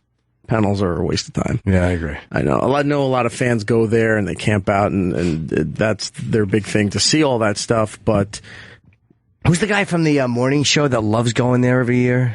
The morning mashup, isn't one of the producers or whatever goes every year, pays for it. Can I interrupt? Because this is, I apologize for interrupting, but this is huge. John Hinckley Jr., Reagan's shooter, to be freed? Yeah, I guess he's getting out. Sorry to totally interrupt. No, when you shoot the president, you should never get out of jail. Because wasn't he able to kind of like leave and do like extended visits and stuff? Extended visits with supervision, but this is breaking news that John Hinckley Jr. is going to be actually freed. Yeah, he shouldn't. He should never get out. He shot the president. Iraq, I apologize, but that's literally breaking right now that they're freeing him. What does that entail? Is any restrictions? Probably just total freedom. Whenever you shoot at the president or you shoot the president, you should never get out of jail. If you attempt to do that, I don't care if you miss. If you pick up a gun and point it at the president, you should never get out of fucking jail. Ever. Completely agree with you. So he'll be released from government psychiatric hospital. He no longer poses a danger to himself or others. He'll be freed to live full-time with his mother in Virginia, effective as soon as August 5th. Right. Subject to dozens of temporary treatment and monitoring conditions. If Hinckley adheres to all restrictions, they could begin to be phased out after 12 to 18 months, removing him from court control for the first time since he was confined to St. Elizabeth's Hospital. So you could attempt to assassinate the president and fast forward a whole bunch of years, and now you're just wandering into a Starbucks someday and getting your latte with no supervision. That's fucked up. Mm-hmm. He's lived at the hospital full-time 35 years? Until the 90s, when he was permitted supervised visits with family members that gradually have been extended to 17 days a month at the home of his 90-year-old mother in a gated golf course development. Right. So he's been living half the year out anyway. But how do you shoot the president and get to go home and see mommy? I don't know. How the fuck does that happen? I don't care how crazy you are. When you attempt to do that and rob the country like that, I don't care how crazy you are, you should just be put down. It's there should be special circumstances. I understand if they think you're better, but it doesn't make sense here. The order limits him to a 50-mile radius of Williamsburg, Virginia, requires him to turn over information about his mobile phone and vehicles he'll be driving, bars him from accessing social media, uploading any content, or erasing any browser history from his computer. Wow. He can't upload content to social media? That's because he's banned from Twitter. That's the big punishment. You can shoot the president and go home, but someday we're going to ban you from Twitter. They should, yeah. They should allow him on Twitter. That would be a great punishment. That would be the ultimate punishment for Hinckley or anybody else out there. But he wouldn't have his name. It'd be at John Hinckley 1570. Right, a bunch of other people have Hinckley. He's 61 years old, but this is breaking right in front of our fucking faces. Reagan shooter to be freed. He was already living, 17 days a month? 17 days a month with his... So he only had to check into the mental hospital almost 2 weeks. 2 weeks a month. Yeah. That's, what do you think? That's pretty nuts. I think we're a dumb country. But Canada let that guy out after 5 years, so when you do certain things, you should just never get out of jail. I'm sorry. Shooting the president, never get out of jail. Well, the beheading story from Canada, the Greyhound bus, where that guy is completely free, is just, that's unbelievable. I know. How many people did he kill? He beheaded one. Just one. That was it. Yeah, on a bus. On a Greyhound bus, and then, like I said, fast forward a few years, and you're walking into your local Starbucks, waiting online for your latte. Do you think anybody does something to him? Who? No one ever does anything to anyone like that. Hinckley Jr.? Yeah. No, I doubt it. I want to interview him and talk to him and get a picture with him. He's been living there for so long anyway, Yeah, but I don't think a lot of people knew that. Now that it's big news that he's being freed. That info has been out there. I didn't know the extent of it, but I knew since the 90s. Yeah, I knew he was able to go home to mother every once in a while. I did know that. Yeah, no one will hurt him. I didn't realize it was like pretty much half the time he was allowed to live with mother. He will be fine. Yeah. He'll have a life. He'll have, whatever. The next 20 years, he'll live free. What about Brady? Yeah, exactly. What about Brady? Yeah. Destroyed that guy's fucking life. Press secretary, right? Yeah, I think so. He's no longer with us, but what the fuck? Is he dead? Brady? Yeah, James Brady's, he died a few years ago. Yeah, the Brady bill was a big, 2014, he left us 2 years ago. But what about that guy? His life was completely fucking ruined. Yeah. Reagan came out of it pretty good. What was he, in a wheelchair? Permanently disabled, yeah. Oh, yeah, man. All sorts of fucked up, this guy. Brain damage and everything. He's also under court orders not to speak with reporters. Oh, wait a minute. His death was ruled a homicide caused by the gunshot wound he received. Yeah. So he shot Reagan and he technically killed Brady. Yeah, they ruled it a homicide. Yep. And this fucking piece of shit is getting out? They decided that because of the gun... Guilty by reason of insanity. The gun wound, yeah. Go to a mental health center instead of jail. Very interesting, but that is, that's... Shot the president and killed the guy and he's out. Fucking what a piece of garbage. That's breaking news. He's 61 years old and no longer a threat. Well, great. Cool. Good for him. How about just punishment? His lawyer says this is a success story for the mental health system and the courts. No, it's not. You don't think so? No, it's a miserable failure. Oh. You know, if you're a guy who just needs some help and you wind up, you pull your car over on the side of the road and you start throwing feces at passing cars because you're nuts, hey, let's give that guy a second chance if he gets better. If you shoot the president and another guy dies, go fuck yourself. Yeah, but he wanted to impress Jodie Foster. No, all right, well, yeah, you do raise a point. Oh, what does Jodie Foster think of this? I don't know. She probably won't comment on it. I'm sure she's happy. Yeah, but she doesn't really. She's not in the spotlight. It'd be funny if the first thing that she did was fly there and fuck him. Took him to the Oscars. Yeah. Oh, would that fuck up his brain, huh? Oh boy, would that be fucking great. That would be a Lulu. I was gay until I saw him out. I had to have that. I had to have it. It worked. It did work. Anyway, back to Iraq. So the third movie's going to be good, and they're holding hands, and there was a kissing scene they edited out of the movie. Yeah, but I heard the scene that's in place there is really no big deal. Like, it's not shocking. It's not, nobody will find it offensive. And the fact that George Takei even thought that this was not a good idea. He said that? Yeah, he came out and said it. He's like, there was no he point should have been to another it. character, I thought. Yeah, what are they going for? Because George Takei, George Takei is his gay. character was I know he is in real life. No, he's not. But his character wasn't. His character, his character was not. So now they're mixing both worlds with the remake here, and he even said it's just like this. There's really no point to this. He was actually disappointed that they were doing that. Yeah. I mean, it's his personal life that they're making into a storyline now. Aren't they blogging about that? Aren't they pissed off that they're changing the character to be No one's really said anything about it either way. Like, nobody cares that he is or that he isn't. People care that the Ghostbusters are now female. Wouldn't they care if an iconic characters, they changed them into being gay? You would think, but no real traction on this one. I think everybody assumed that Sulu was because George Takei is. But the gay kiss was cut from Star Trek Beyond. It'll be on the DVD, or they'll say it was cut for time or something. It probably wasn't necessary for the story. Yeah. It wasn't necessary other than to be titillated, like, ooh, there's a kiss in here. It probably didn't mean anything. I think everyone was on set and they just said, all right, why don't you guys kiss? Yeah, it probably just says a goof. All right, you guys kiss now. We're going to see if it works in the actual film. It's not in the script. I don't know, man. Keeps doing it with every character. Yeah, exactly. Spock has to kiss Kirk. Just nuzzle his taint with that thing you do with your fingers. Oh, I don't want to. I don't like these rewrites. Yeah, no, we want everybody to kiss. Everybody, not just you two. I don't know how actors and actresses do that shit. Kiss? Well, I mean, like a gay kiss. If that's not your, I don't understand how you wrap your head around that shit and just say this is just acting.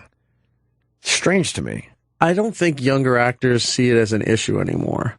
Like, there's really not much homophobia in Hollywood and the younger actors that are coming up, because they do it on Snapchat and Instagram all the time. You're constantly seeing female actresses kissing each other or the pop stars and stuff like that. And then the guys do weird shit too online just to get their numbers up. It's really not a big deal or shocking anymore. You're doing some stuff to get your numbers up. I was, yes. What are you doing to get your numbers up? Sexy photos from cholesterol, you mean? Yeah, well, that's just a given. But yeah, I put those photos up on Instagram there. To do what? To titillate and get my number up. In fact, I found out one of the girls that's up there works at SiriusXM. Oh, really? She works out in the L.A. office? Yeah. I think she... Big, heavy fucking tits? She might have been a porn star or something at some point. She works for Vivid Radio out in L.A. Okay. Which one is she? The one right there in the center, the split screen. That one? That one. Oh, she's all right. Yeah, she was kind of hanging out of the bottom. Let's not say her name just in case she wasn't in porn. I could see that being a problem. Wow. She's very sexy, though. Well, if you're on Vivid Radio, what do you Well, that couldn't be her thing, because she's only got 140 followers. That's not her. No, that's not her. Her tag is on the... That's her? There she goes. Yeah, that's her. I don't like the lip rings. No. It doesn't look like it's fun to kiss. It's awful. No. I don't like mouth jewelry. And nose rings, not into that? Nose rings are okay, but your jewelry can smell. You ever kiss someone who has a big earring that stinks? No. Yeah, that fucking giant ear loop, the giant stretchy thing, and all of a sudden it smells like sweat and earwax. You've smelled that. Oh, yeah, it smells like a rot. No. It's disgusting. I've not smelled bad. You're talking about like those big jewelry. hoops? Yeah. Oh, yeah. Inside the ear. Because the ear's probably trying to regenerate and close the gap, and it keeps dying under the ring. Yeah, like they just don't wash it, and they probably peel it off his little dead skin. Yeah. Gauges. Unless you wash it every day. What about the ear stretching? That's so silly. Stop, white people. That's it's like, what are you trying to do? You see black people doing it in tribal or whatever it is, or American Indians or whoever it is. You want to try to look like you have some character? Fucking stop it. You look like silly geese. Yes. What is that? Is that What real? is that? You can put a hole in the side of your mouth now and stretch that shit out? I think that's Photoshop. No. He has because a hole in the side of the mouth with the teeth showing. That's got. Is that fake? Maybe. I don't know. I don't know if you can you move your tongue that way. And the tongue. I have a friend on the who sideway. has No, his it's probably tongue just split cut like on the that. side. Huh? I have a friend that has his tongue split like that, where it's like a serpent. It goes in two different directions. What an ass he No, looks I mean, like. can you move the tongue so then it's completely sideways out a hole in the side of your face like that? Are these real pictures? Mm-hmm. Why do you just say yes? Yeah, he's just embarrassed. Kill these people. I've never seen this on the streets. Right? Is it gay if you fuck the side of the face? Well, if you fuck the mouth from the side, you're just not to be a goose. You're not officially fucking the mouth, so maybe that looks weird. With two holes, it looks like a shish kebab. Maybe there's a loophole there. I don't know. Were you uncomfortable yesterday?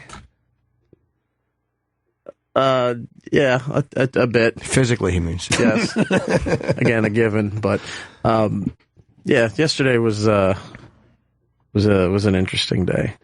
Why? What happened? Instead of me and Jimmy being on the spot, let's put you on the spot. Fine with Make me. Eric tell everything. Let's just make you uncomfortable about it. You've had better shows. Oh yeah. Wow, Eric. Yeah. Jeez. What, Travis? You don't think Eric's assessment of the uncomfortability was good? I don't think anyone was asking if the quality was. I think we both realized that yesterday's show was going to be a bust. Well, that's good. We try to make it work, but yeah, we have to meet with Don Wickland today. I'm not. Well, whatever. I mean, I can meet with Jimmy. I'm not meeting with Don Wickland. Oh, that's not what's on the agenda. Don's going to figure all this out. Why are you laughing so hard, Travis? Why? Things you say. Why? You want to meet with Don? He made a special trip to come see you. Did he? He did. He didn't need to. He means well. He's going to Montreal. He does mean Relax. well. He should just stay on the choo-choo. Yeah, he and take it all the way to Montreal. Doesn't need to take a little detour to New York. Yeah. Get up to Montreal. You're needed. You could have done like a phone conference or something. Oh, God. What is he doing up there? I know Rich and Bonnie. He's got Bennington doing a bunch of stuff up there. And Rich and Bonnie are doing this time slot Friday, I believe, right? No, they're doing it at 12 noon. 12 noon. Eastern and 9 a.m. West Coast. So Ronnie, live on this channel Friday. No, Ronnie's not. Ronnie's doing... who's on live Friday? Nobody. No show. We have Best of the Week on Best Friday of the morning. Week. And then Voss and Bonnie live at 12 p.m. All right, yeah. I was trying to get them to do it earlier, but it made more. That's right. It made more sense to do it a little later because the comics don't like getting up early, especially when they're in Montreal. Did anybody edit? I know you didn't do it. Did anybody edit one of my lines out? I didn't hear it replay. People were saying that on Twitter, but I can't picture anybody going in there and taking a line Nobody out. touched the I replay didn't think so. yesterday. I didn't think so. Well, I mean, there's enough drama, and then people have to fucking make fake drama and lie and just bullshit about just basic facts. Yeah, I don't think anybody went back in there. I asked Travis, I texted him because I thought maybe for time they edited something and people. No, and he goes, I no, did he said edit no. I did edit for time, but not that segment. Okay. But I can give you the explanation of what happened. Oh, what happened? It was a technical issue with that computer that we've had issues with in the past. Okay. Wait, so the end of the show was cut off? No, the end of the show wasn't cut off, but there tends to jump. Jump cut. The computer that we record the show on, that I then take the recording and cut it up and put it into the replay. It's old, and it sometimes the audio will jump for a second. Why are you winking? Doing the jerk off motion. So it appears that that's what happened. Did it happen more than once? I don't know because I don't listen back in real time. So Right. You know, I don't have that time. But there was no one. No one went in and edited any of that stuff. I couldn't. No, and if I did, I would have done a better edit than that. I didn't hear the edit. I listened back to it, and it's shit. For the record, I couldn't even tell you the last time I even asked for an edit. I couldn't even tell you.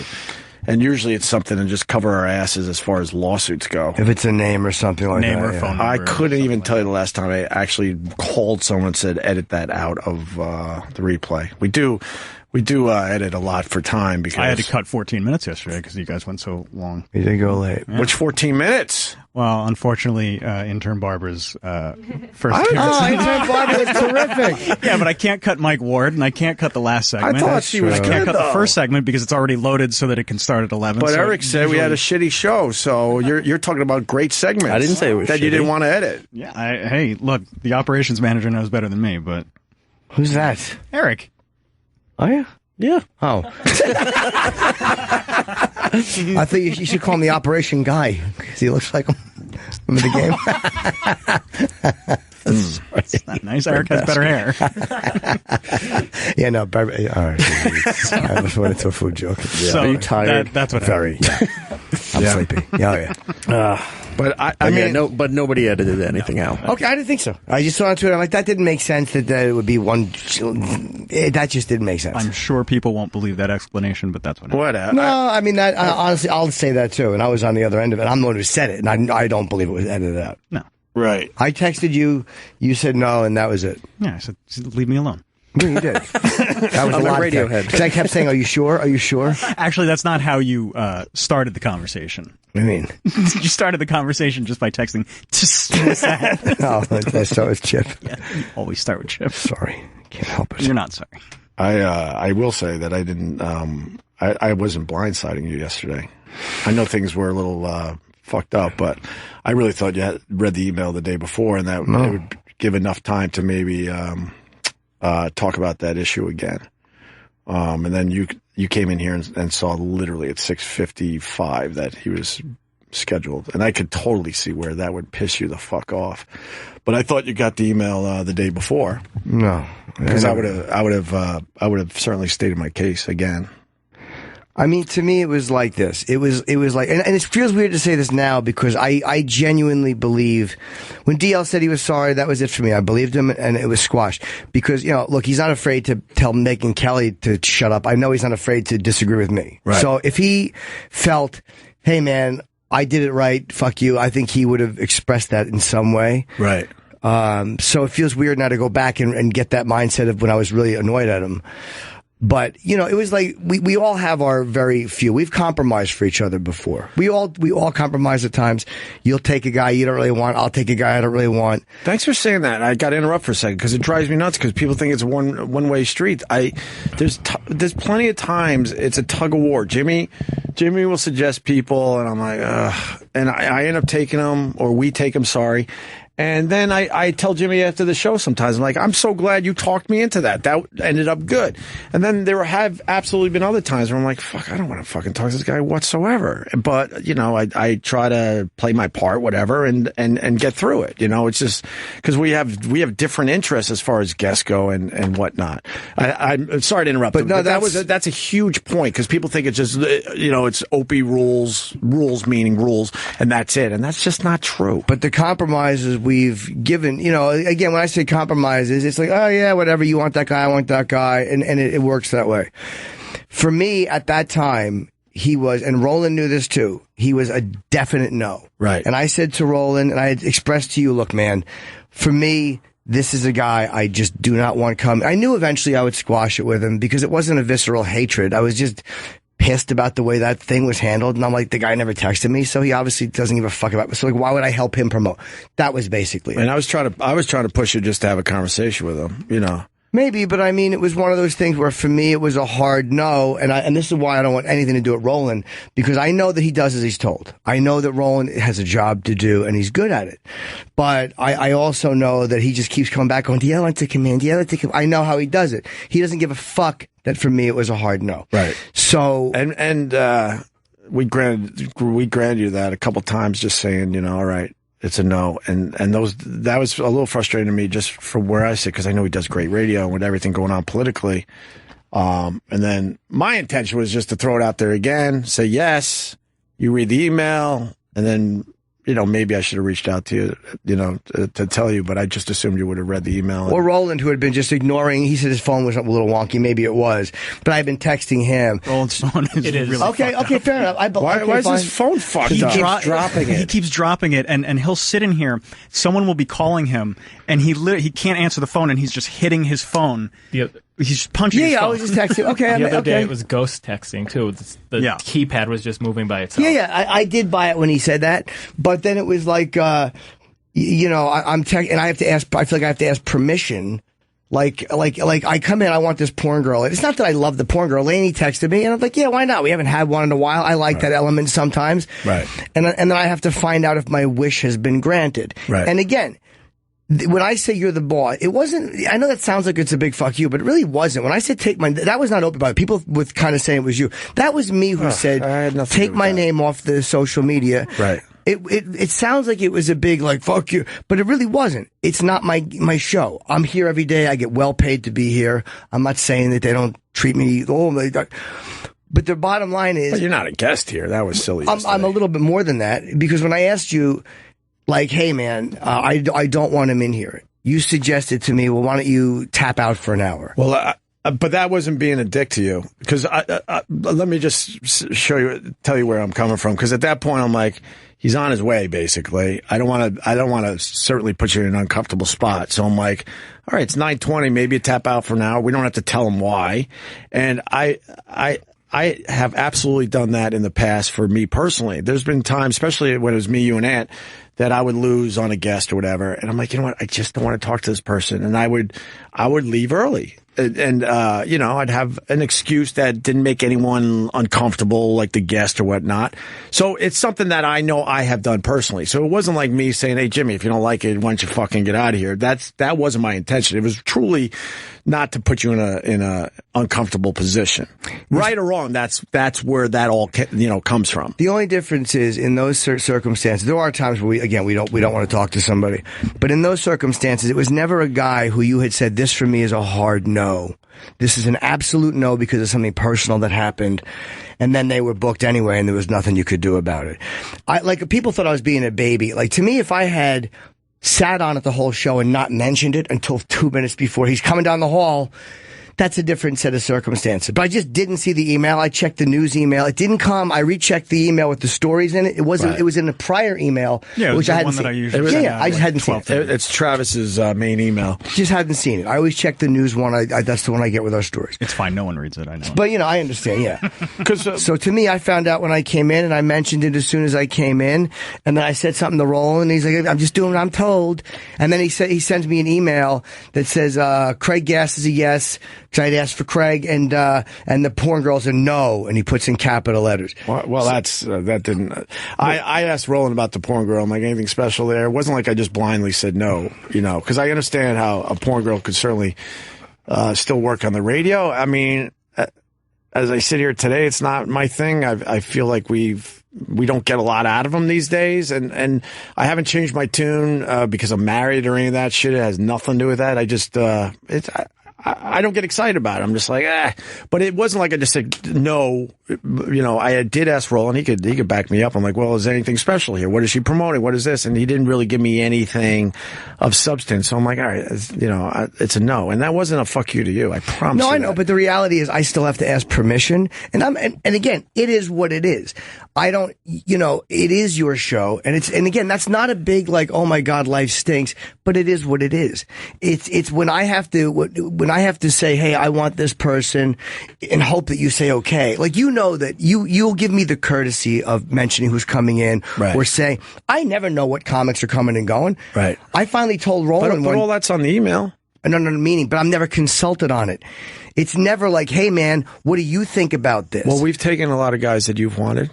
Absolutely. No, I mean on a daily basis. Like we always have another guy in here. Well, but you also tapped out relatively recently, saying you don't want to be involved with the whole. Because I had requested something and was told, no, leave it.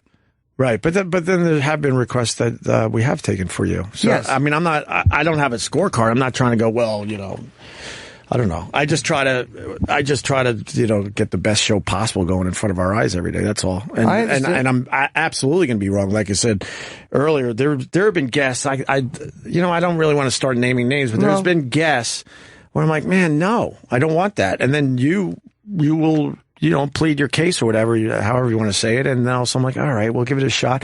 And then, we've walked out of here and I go, you know what? I'm so glad you talked me into that. So it's a lot of that going on all the time.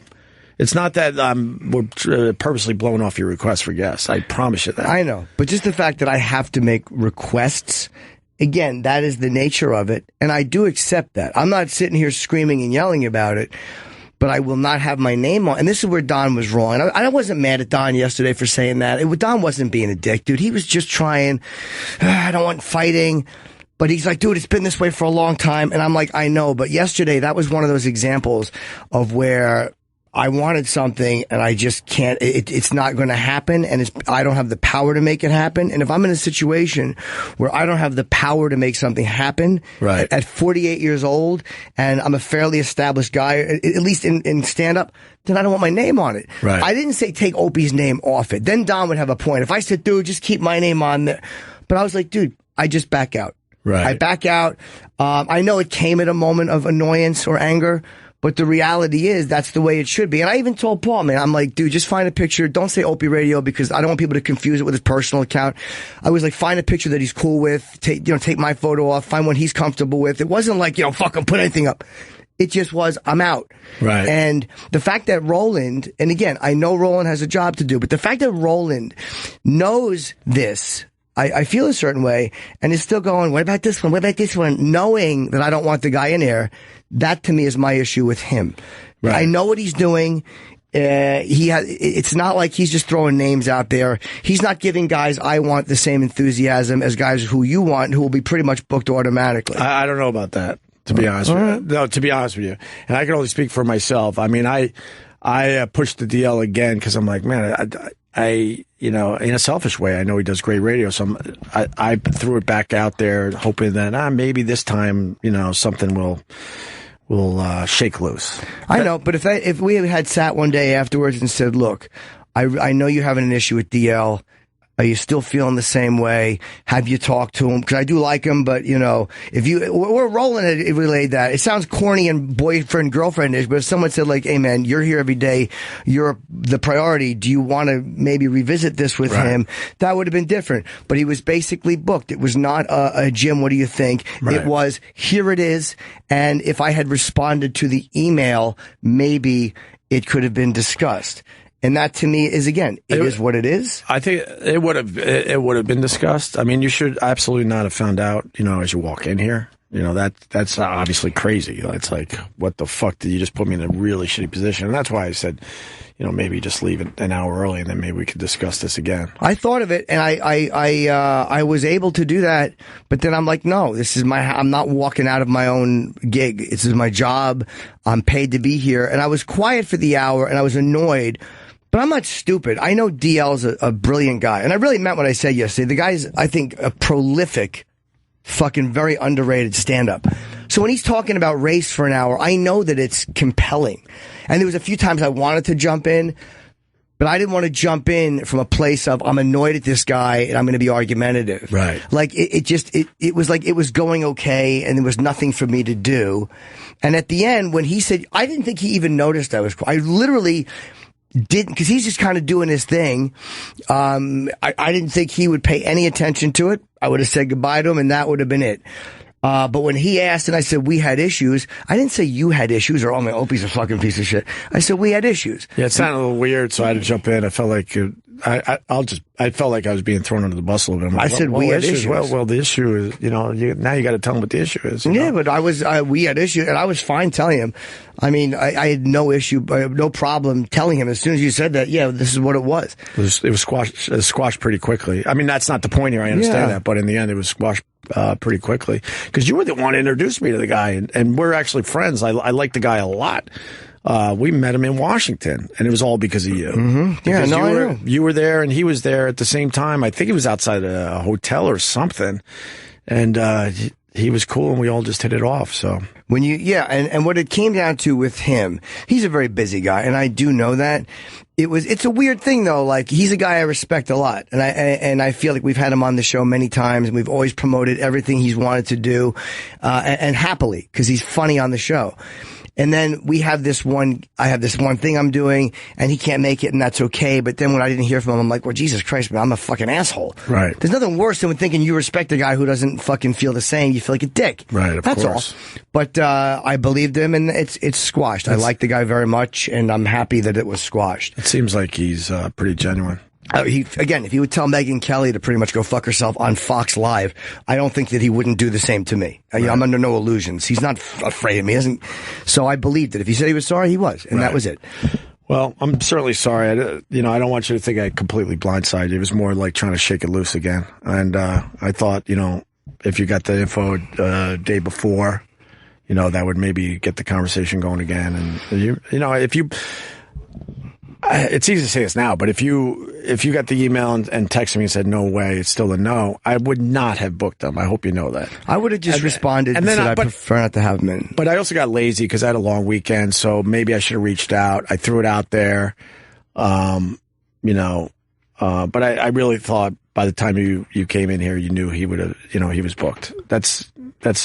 I can only say the truth. That's truly what I thought. Okay. I wasn't blindsiding you with fuck you, we're taking him today and tough shit, get over this. And my suggestion of you tapping out was just, that's all it was. Like, hey, if you're that uncomfortable, we're in a weird spot now. Maybe you leave it. It hasn't been uncommon that we leave early. So. No, I know. I would have just thought that being here with my name on the thing, that I was the priority over any guest. And if it was something that, again, if it was just me going, look, this guy's boring, I don't like him. Hey, man, if you don't want to, but if it was me having a personal issue with somebody, and it was something that had like a legitimate source for me, that the thing would have been, hey man, if you're that uncomfortable, we won't have him in. Yeah. And that wasn't given that option. And then when I talked to Roland about it, because I know what he's doing, I know how he does it. Again, part of it's his job, and part of it's not giving a fuck if I'm happy with the guest or not. Mm-hmm. And he's good at his job. He should have the job he has, but. And that was a double whammy yesterday, because then the porn girl was a no too. So yeah, so I have to ask permission. That wasn't personal, and no. That is what it is. It's not even. I'm not even saying that in an aggressive way. But if I have to ask, and I have to get approval, then it's permission. Yeah, but that's. I mean, our personal tastes are different. That's all. It's not like I'm purposely trying to fuck you over. No, I didn't think it was that. I mean, I didn't think it was an attack on me. Right. When you said no to a porn girl. I mean, I'm in a shitty spot. I got to make a lot of tough decisions every fucking day with this, and it's like, where I come from. Like, all right, I don't really think the porn girl's going to work on the show right now. So. I think our audience, considering where we came from, and we have no women in here, and we have almost no sexual at all. Like, we used to do cherry darts. I know. And there's never, again, I know that shock jockery is one thing, but we can't, it's like, if after all these years, we can't just talk to a sexy girl about fucking and keep that interesting, then I don't know what male demo we think we're talking to. I think in recent years that wasn't interesting radio. I'm trying to think of one that was in recent years. It just seems like I think the Kendra, the masturbator in the library was great. That was a very good one. Yes. I think a lot of the girls Lainey brings are troopers. I think the problem is that we would expect them to take off their tits and just shake them, and if they didn't do that, we couldn't get anything out of them. Right. And I think we're just talking to them about sex or just talking about stuff. Had we interviewed them and just been like genuinely interested in sexual stuff with them or talking to them, you get answers. Because the tits are for us. Right. I like seeing tits. I enjoy them. Well, as I glance to my left. You're not going to get an argument here. Sorry, Archie. I did think of flashing you. But you know what I mean? But the tits are more for us. So when a girl's not showing her pussy, that's more our loss. The listeners want to hear stuff. So, right. Whatever. And our guest is here. I'm certainly not opposed to it, but it's not my number one thing when I think about putting a radio show together. No, mine either. I mean, look, but I don't, it's Stunt Brain, and I love Stunt Brain. I love him. He came to see me in Delaware. I like Mike very much. But he calls in all the time, and there's all these things that I have no say in. So. No, the Stunt Brain's a very good example. You didn't want him last week. It wasn't that I don't want Stump Ray. I really liked the guy, but I just didn't want him, for an hour. No, but you made it clear that you'd rather not have him on the show, and that's a good example because that's a guy I would absolutely like on the show, and I took a little backseat. I'm not going to make this dramatic, but a little backseat last week because I would have absolutely wanted him on last week when the Republican National Convention was going on. But you could have, and you knew you could have. You just chose not to. If you wanted to, you could have. No, I kind of. I can't override you. Yeah, but however, I kind of let you have that one in a way because that's how this does work in the end. It's like, all right, Jimmy doesn't want him on. No, Jimmy, I really wanted him on. I have to say that. I really want him on, especially with the conventions going on. But I felt your energy on that one on that particular day, and I did decide to pass on that. No, that was truly for you. I really would have wanted him on the show last week. If we should bring John, but if we're at a place where we're just like we'd rather do serious political commentary in general, or talk to a hot girl about something. Again, if hot girls in every 2 days is boring. But literally, it's been months and months and months since we've had porn people in here, and it's like. I don't know. I think there's people who listen to our show who still enjoy them once in a while. Sure. I mean, there's a difference between this and 1992, where the girl showed her boobs. Right. But I don't know. I don't think that we're that different as men. It's like I said. I think it could work too. Sometimes it certainly can. And as far as the political stuff goes, God, I hope we're trying to get jokes on when Stump Brain's on. I'm always aware of that. Like, let's try to get some laughs in between this serious political discussions. You should bring him in, Don. We should bring the guest in. I feel bad. I just don't want to leave the guy out there. It's already 10 o'clock. John Cho. He's supposed to be 10. He's early. I didn't realize he was early. Yes. Okay. John Cho. He's looking at the names. R-O. $. Capital F. Capital F. One little R. We're on the air. We are on the air. Oh, shit. I hope you're giving out a password on the air. That's God, awesome. That would be wonderful. What was that? Hey, how you doing? What a way to meet, John Cho. What was that? Is that the Wi-Fi? Wireless Wi-Fi. Oh, Wi-Fi. Okay. Wi-Fi, baby. Oh, okay. Sorry, guys. Is that the password for our Wi-Fi? Yes. It's $sign Wi-Fi. How much of the password just got out there? Probably most of it, but no one's here. Right. What's going on, John Cho? How are you? Hey, all right, man. Welcome to the show. Thank you very much. It's very exciting times. Star Trek. Yeah. Third one already. I can't believe it. Yeah, I can't believe it either. It's been almost 10 years since the first one. No. Yeah, man. Guess what? We're all aging. Yeah, it's creepy. You think? Rapidly. Yeah, it's very depressing. I keep my hair shredded. You look good. Like, you have a nice full head of jet black hair.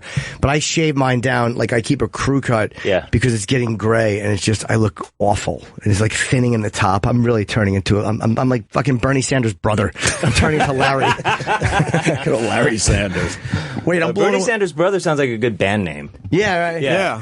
Yeah, you can see that downtown. Yeah. Larry Sanders' brother.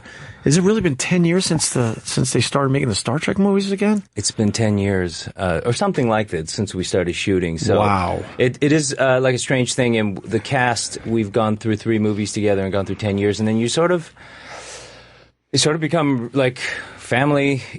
People have babies, and it's a bizarre thing in this transient business to keep a relationship like that for 10 years. Well, you got a solid job with the Star Trek movies. What were you doing right before you got picked for the Star Trek?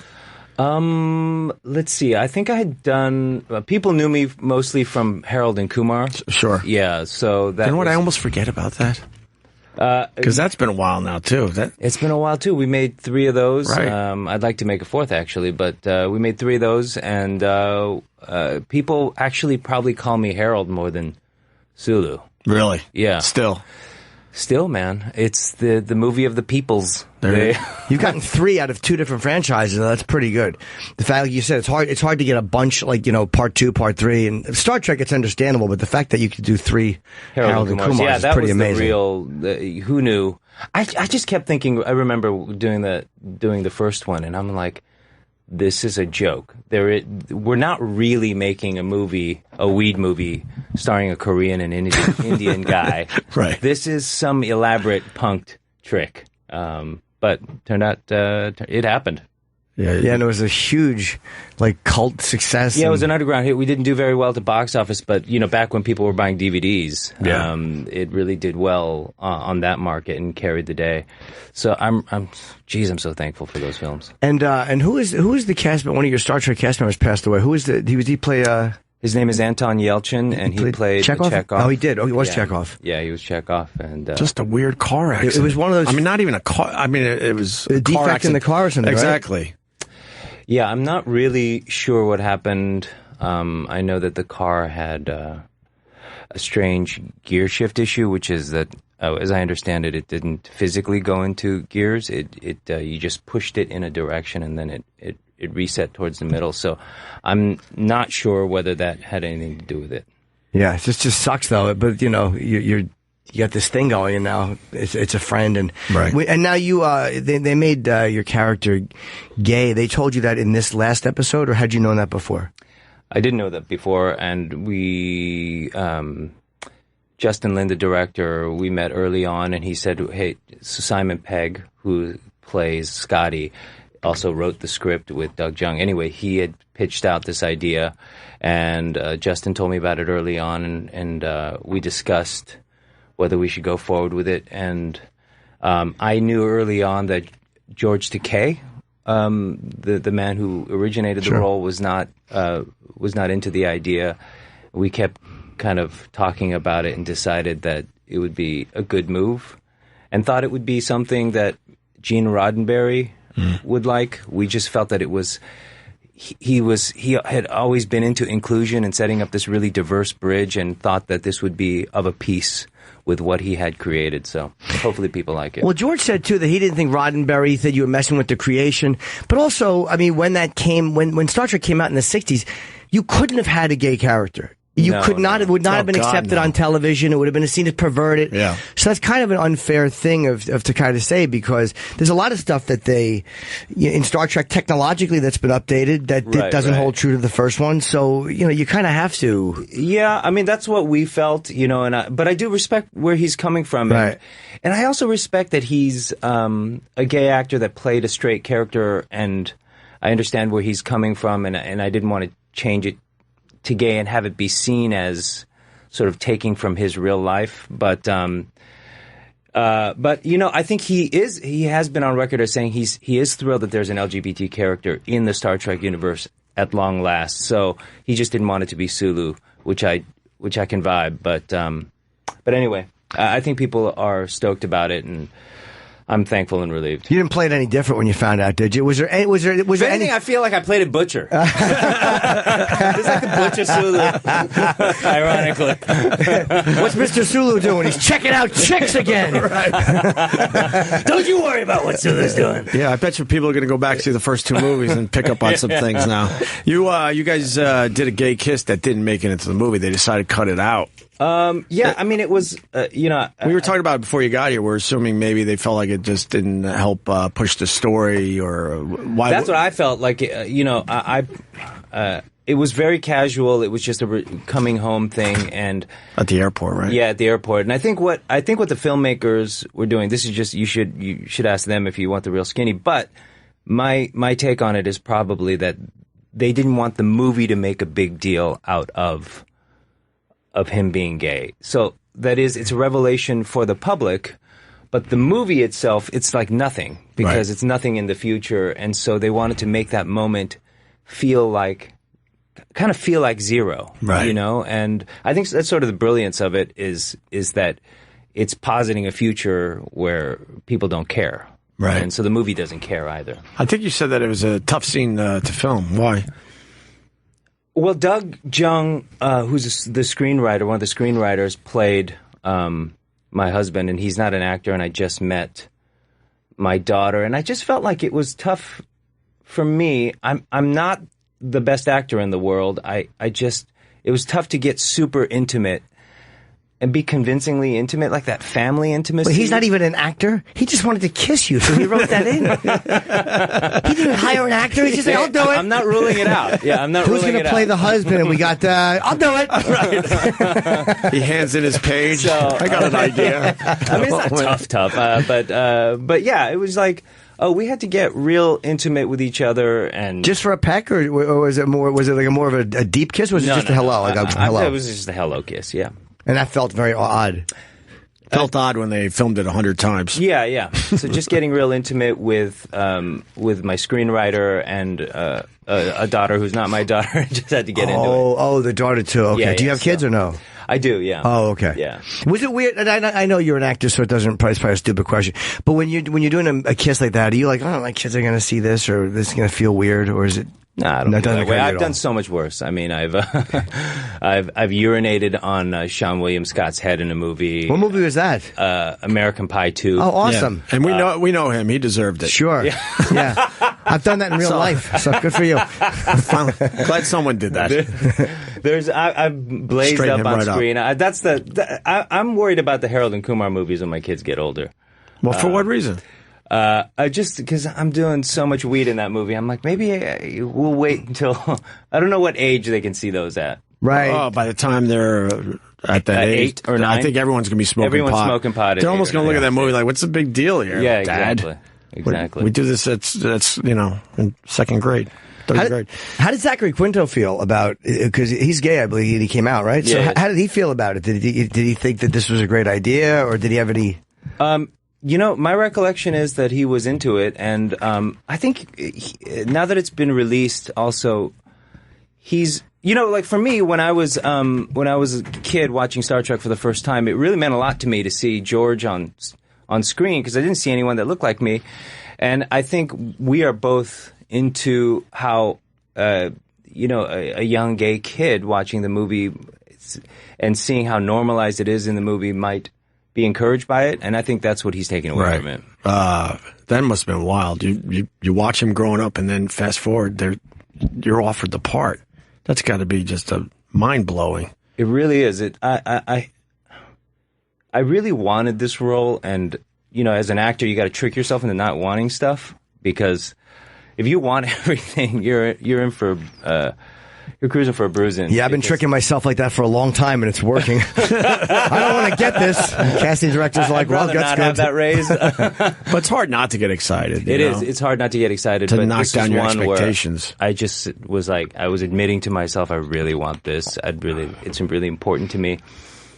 A lot of it is because it meant so much culturally. So it's just not just a movie that would have been fun to be in.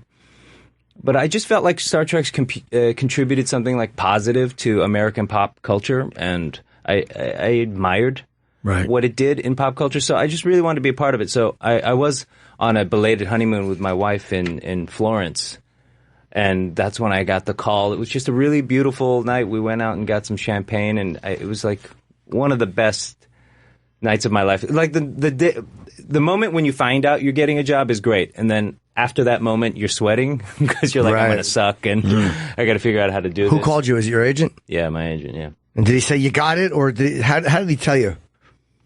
I'm sure it was John. We have some good news for you. And I'm like, you had better be telling me this, because don't tell me that, the package from... the package from ABC. From Amazon. Dude, that's exactly what my manager does. My manager, John, has the shittiest timing. He'll call me with stuff I have a big audition. I'll be it'll look good, and he'll call me get support. I'm like, what's up? He'll like, Jim, the shipping went out. I'm like, what are you doing? I thought this was good news. Yeah. It's never the good news I want. Yeah, exactly. You get to go back to Korea? I've been back a couple of times. For work or there's a film festival in Busan that I've been to, but I haven't been back in a while. Yeah. And I'd love to go back. I was born there, and at this point, what I'd really like to do is do a movie there and live there for, a month or two and vibe it out, and maybe get some language back, do some eating. I think that'd be fun. And how long did you live there when you were a kid? I immigrated when I was 6 years old. So you speak Korean? Some, not great, So you got a lot of family there still? Everyone's there, mostly. Everyone? Yeah, there's a few of us here in the States, but mostly everyone's there. Yeah, I mean, my parents were born in what is now North Korea, and they came down They walked down when the war started to South Korea. Do they still have family over there? My mom's family, a lot of her family's up there. In North Korea. Yep. So can they talk at all, or they have zero communication? Zero. Baby. Yeah. Wow. Have you gone to the wall? When I was a kid, we went to the demilitarized zone wall and looked over.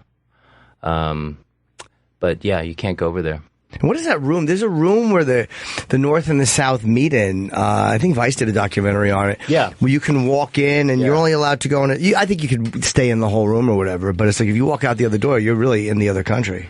Yeah, you're in another country, and it's like super policed. So if you're in that room, I believe you're surveilled by both sides. It's heavy. It's heavy. Isn't there a table like with a lion in the middle where the North will sit and the South? I don't know. Is there? Yeah, they're showing pictures. That looks like a very intense room. It's an intense room. Yeah, you don't want to be called into that room ever. Nothing good's going to come of you being in that room. And there's U.S. military there. There's a military guy showing you around or whatever he's doing. Yeah. I mean, it's still like, for Koreans, it's a fresh story that.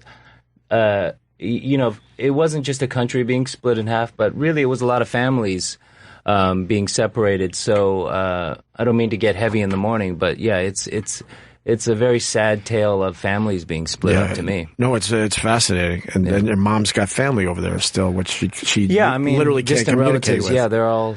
I think she said she was. It was only her family, her nuclear family, that made it down. Right. It's amazing the information they don't, like you think like how you can stop information, but that government has stopped a lot. It's really, I guess without internet, they really do filter what comes in and they do it pretty effectively. I just read this fascinating book called Kim Jong-il Production, but it's about, by Paul Fisher. So if you're looking for a great read, it's a really entertaining book, but it's about Kim Jong-il. He kidnapped a South Korean film director and his wife, and forced them to do propaganda films up there. And it's a very fascinating book about their story, but also about like that regime. It's a bizarre story. How did they get out after the whole movie thing? They made their escape at the Vienna embassy, I believe. Wow. Yeah. Wait, there's a Vienna embassy in North Korea? And they went into it? No, they were in Vienna. Oh, okay. And they went to the South Korean embassy. Okay. How long were they there for? Boy, this is... It was a few years, right? Testing my reading comprehension skills. It was a while. Like but it was, I've heard this. It was a while. Yeah. So that's got to be a great read that they were able to get out and it's a great book, and write openly about their experience. There was some guy. There was a documentary on some guy in the North, but I think he's a Spanish guy or whatever. Argentine. I saw the same Argentinian thing. Or whatever, and he's a really big pro Kim Jong Un guy and big pro government guy, and he speaks English very well, and he gives tours, and he's a great propaganda guy because you listen to him, you're like, yeah, sounds like a fun place. He's just got that. The North is great, and he's really. I don't think so. No, we don't believe that. Yeah. But from a young age, he fell in love with North Korean culture. Oh, really? I think he's Argentinian. I think the film's called Propaganda. I actually saw that film, and he's all about it. He's the one that gives the tours and the rah-rah speeches and everything. Wow. Speaks fluent Korean. One of the interesting things that I learned in this book that I didn't know before was that Kim Jong-il has developed this taste for a lavish lifestyle. While and they don't really have much arable farmland and stuff, so that they don't have a lot of natural resources. So to support his to buy all the bottles of wine, he just set up he bifurcated the economy so that there's a regular economy to feed and clothe and house his people, and then there's a second criminal economy that he just set up just to buy himself the Rolexes and the jets and the wine. And he started growing poppy fields, and then it developed. There's a criminal network, and now it's like the nuclear secrets, and it's all for this other just his play money. Indulgence. And did he fly planes? I thought he was afraid to fly. He only took trains. I think Kim Jong-il was afraid to fly. I didn't know that. I'm pretty sure. I know he sent people. I mean, the book details all this kind of stuff where he would have these private planes go and get his champagne. Yeah. I mean, it was like a champagne run. and it's bananas. They would. What do you feel about like the players that go over there, like Rodman and these other guys? Like, are they doing a service by showing North Korean people, hey, these are some athletes, or is it more propaganda for the North? Do you think? I think it's a little bit of both. Personally, I mean, I understand. I mean, I saw the Rodman piece. He's not the best spokesman for anything. Can I answer? Yeah, I think he's Dennis not the Rodman's best. just out of his fucking mind. It has to be said. Yeah, he's I mean, nuts. He seems bananas, and bananas is a better way to say it. John Cho.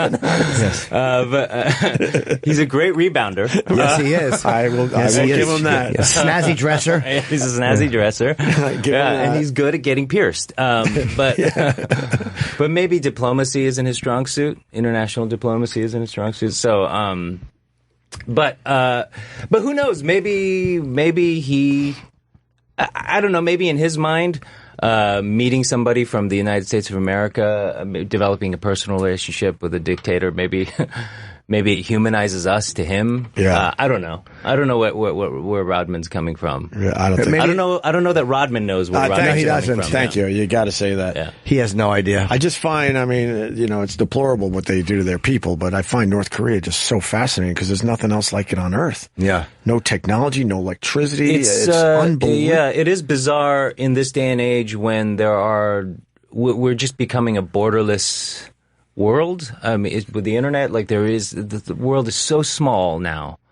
in comparison to when I was a child and now. And it's sort of one of the last places on Earth that's really inaccessible. So it's a strange situation. It will eventually change. I mean, but and then people will complain. Like as soon as it changes, and then as soon as a Starbucks moves in, people will complain how the North is losing its charm. That's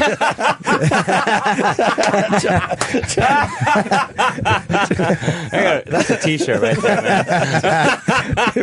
You really like that one. But this has nothing to do with Star Trek Beyond.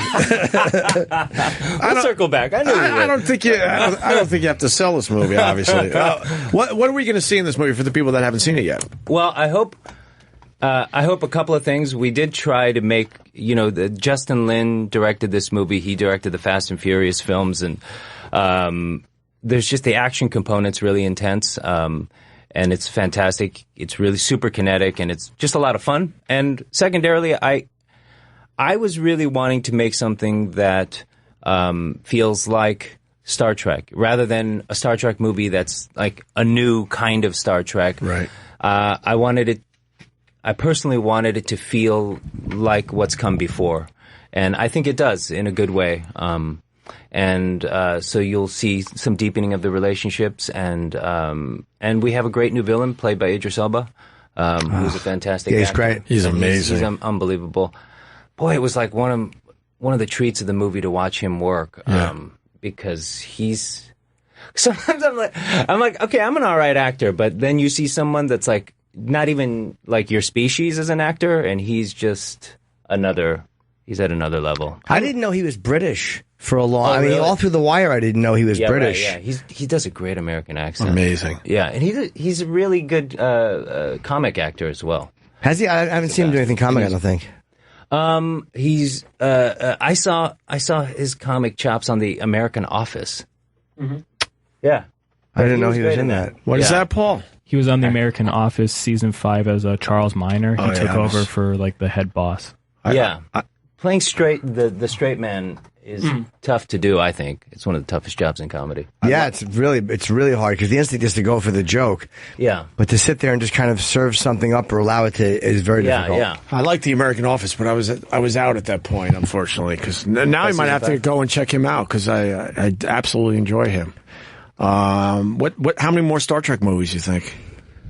I don't know. They did 4. Well, you already got 4. Yeah, so. I don't know. I'll do them as long as we keep this group together. I really do have a great time with this cast, and if we can keep the team together, who knows how long we can go. As long as we got good ideas, and as long as people want to see more, I feel like it's good juju to put out into the universe. Right. So why not? It's important to keep everyone together. Why not? Yeah. I mean, there's there's worse movies I could be doing. Yeah, like who's walking off the Star Trek franchise? Like, what are you doing where you're like, look, I'd love to do the fourth Star Trek, but I have this. What is it?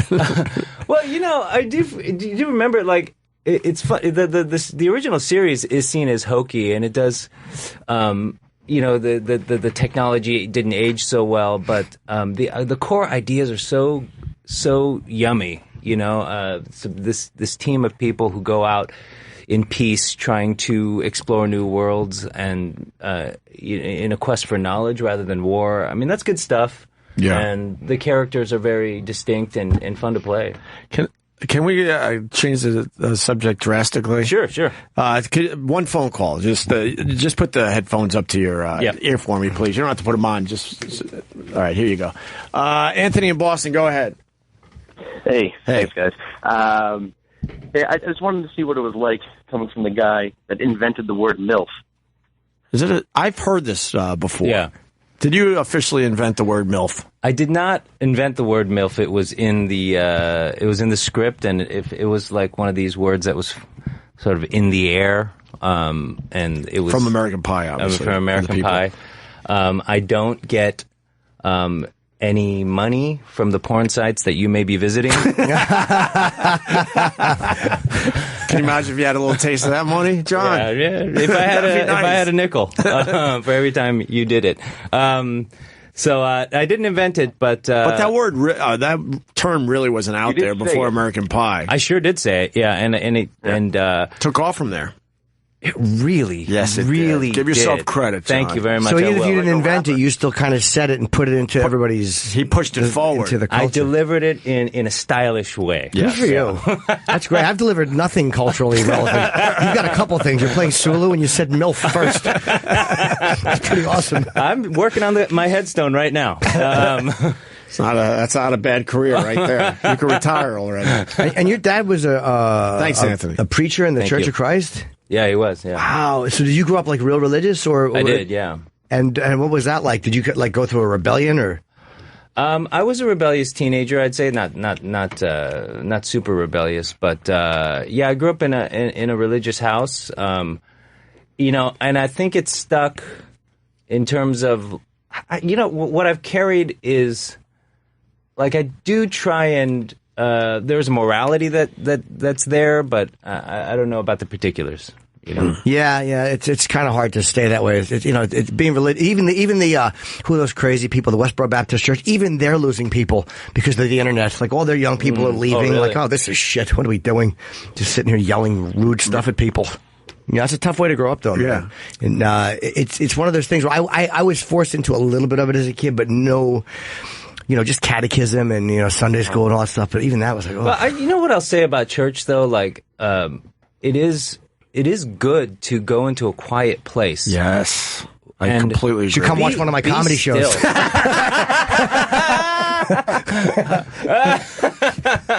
I find that through meditation these days, but I still don't mind going to a church. I feel... I'm not a huge believer, sorry to interrupt, but just being there and thinking about stuff spiritually and this and that, and some lessons and the quietness of the room, yes, and the energy. You need that in I don't mind it. Yeah, it's so noisy. Life is really noisy, more than ever before.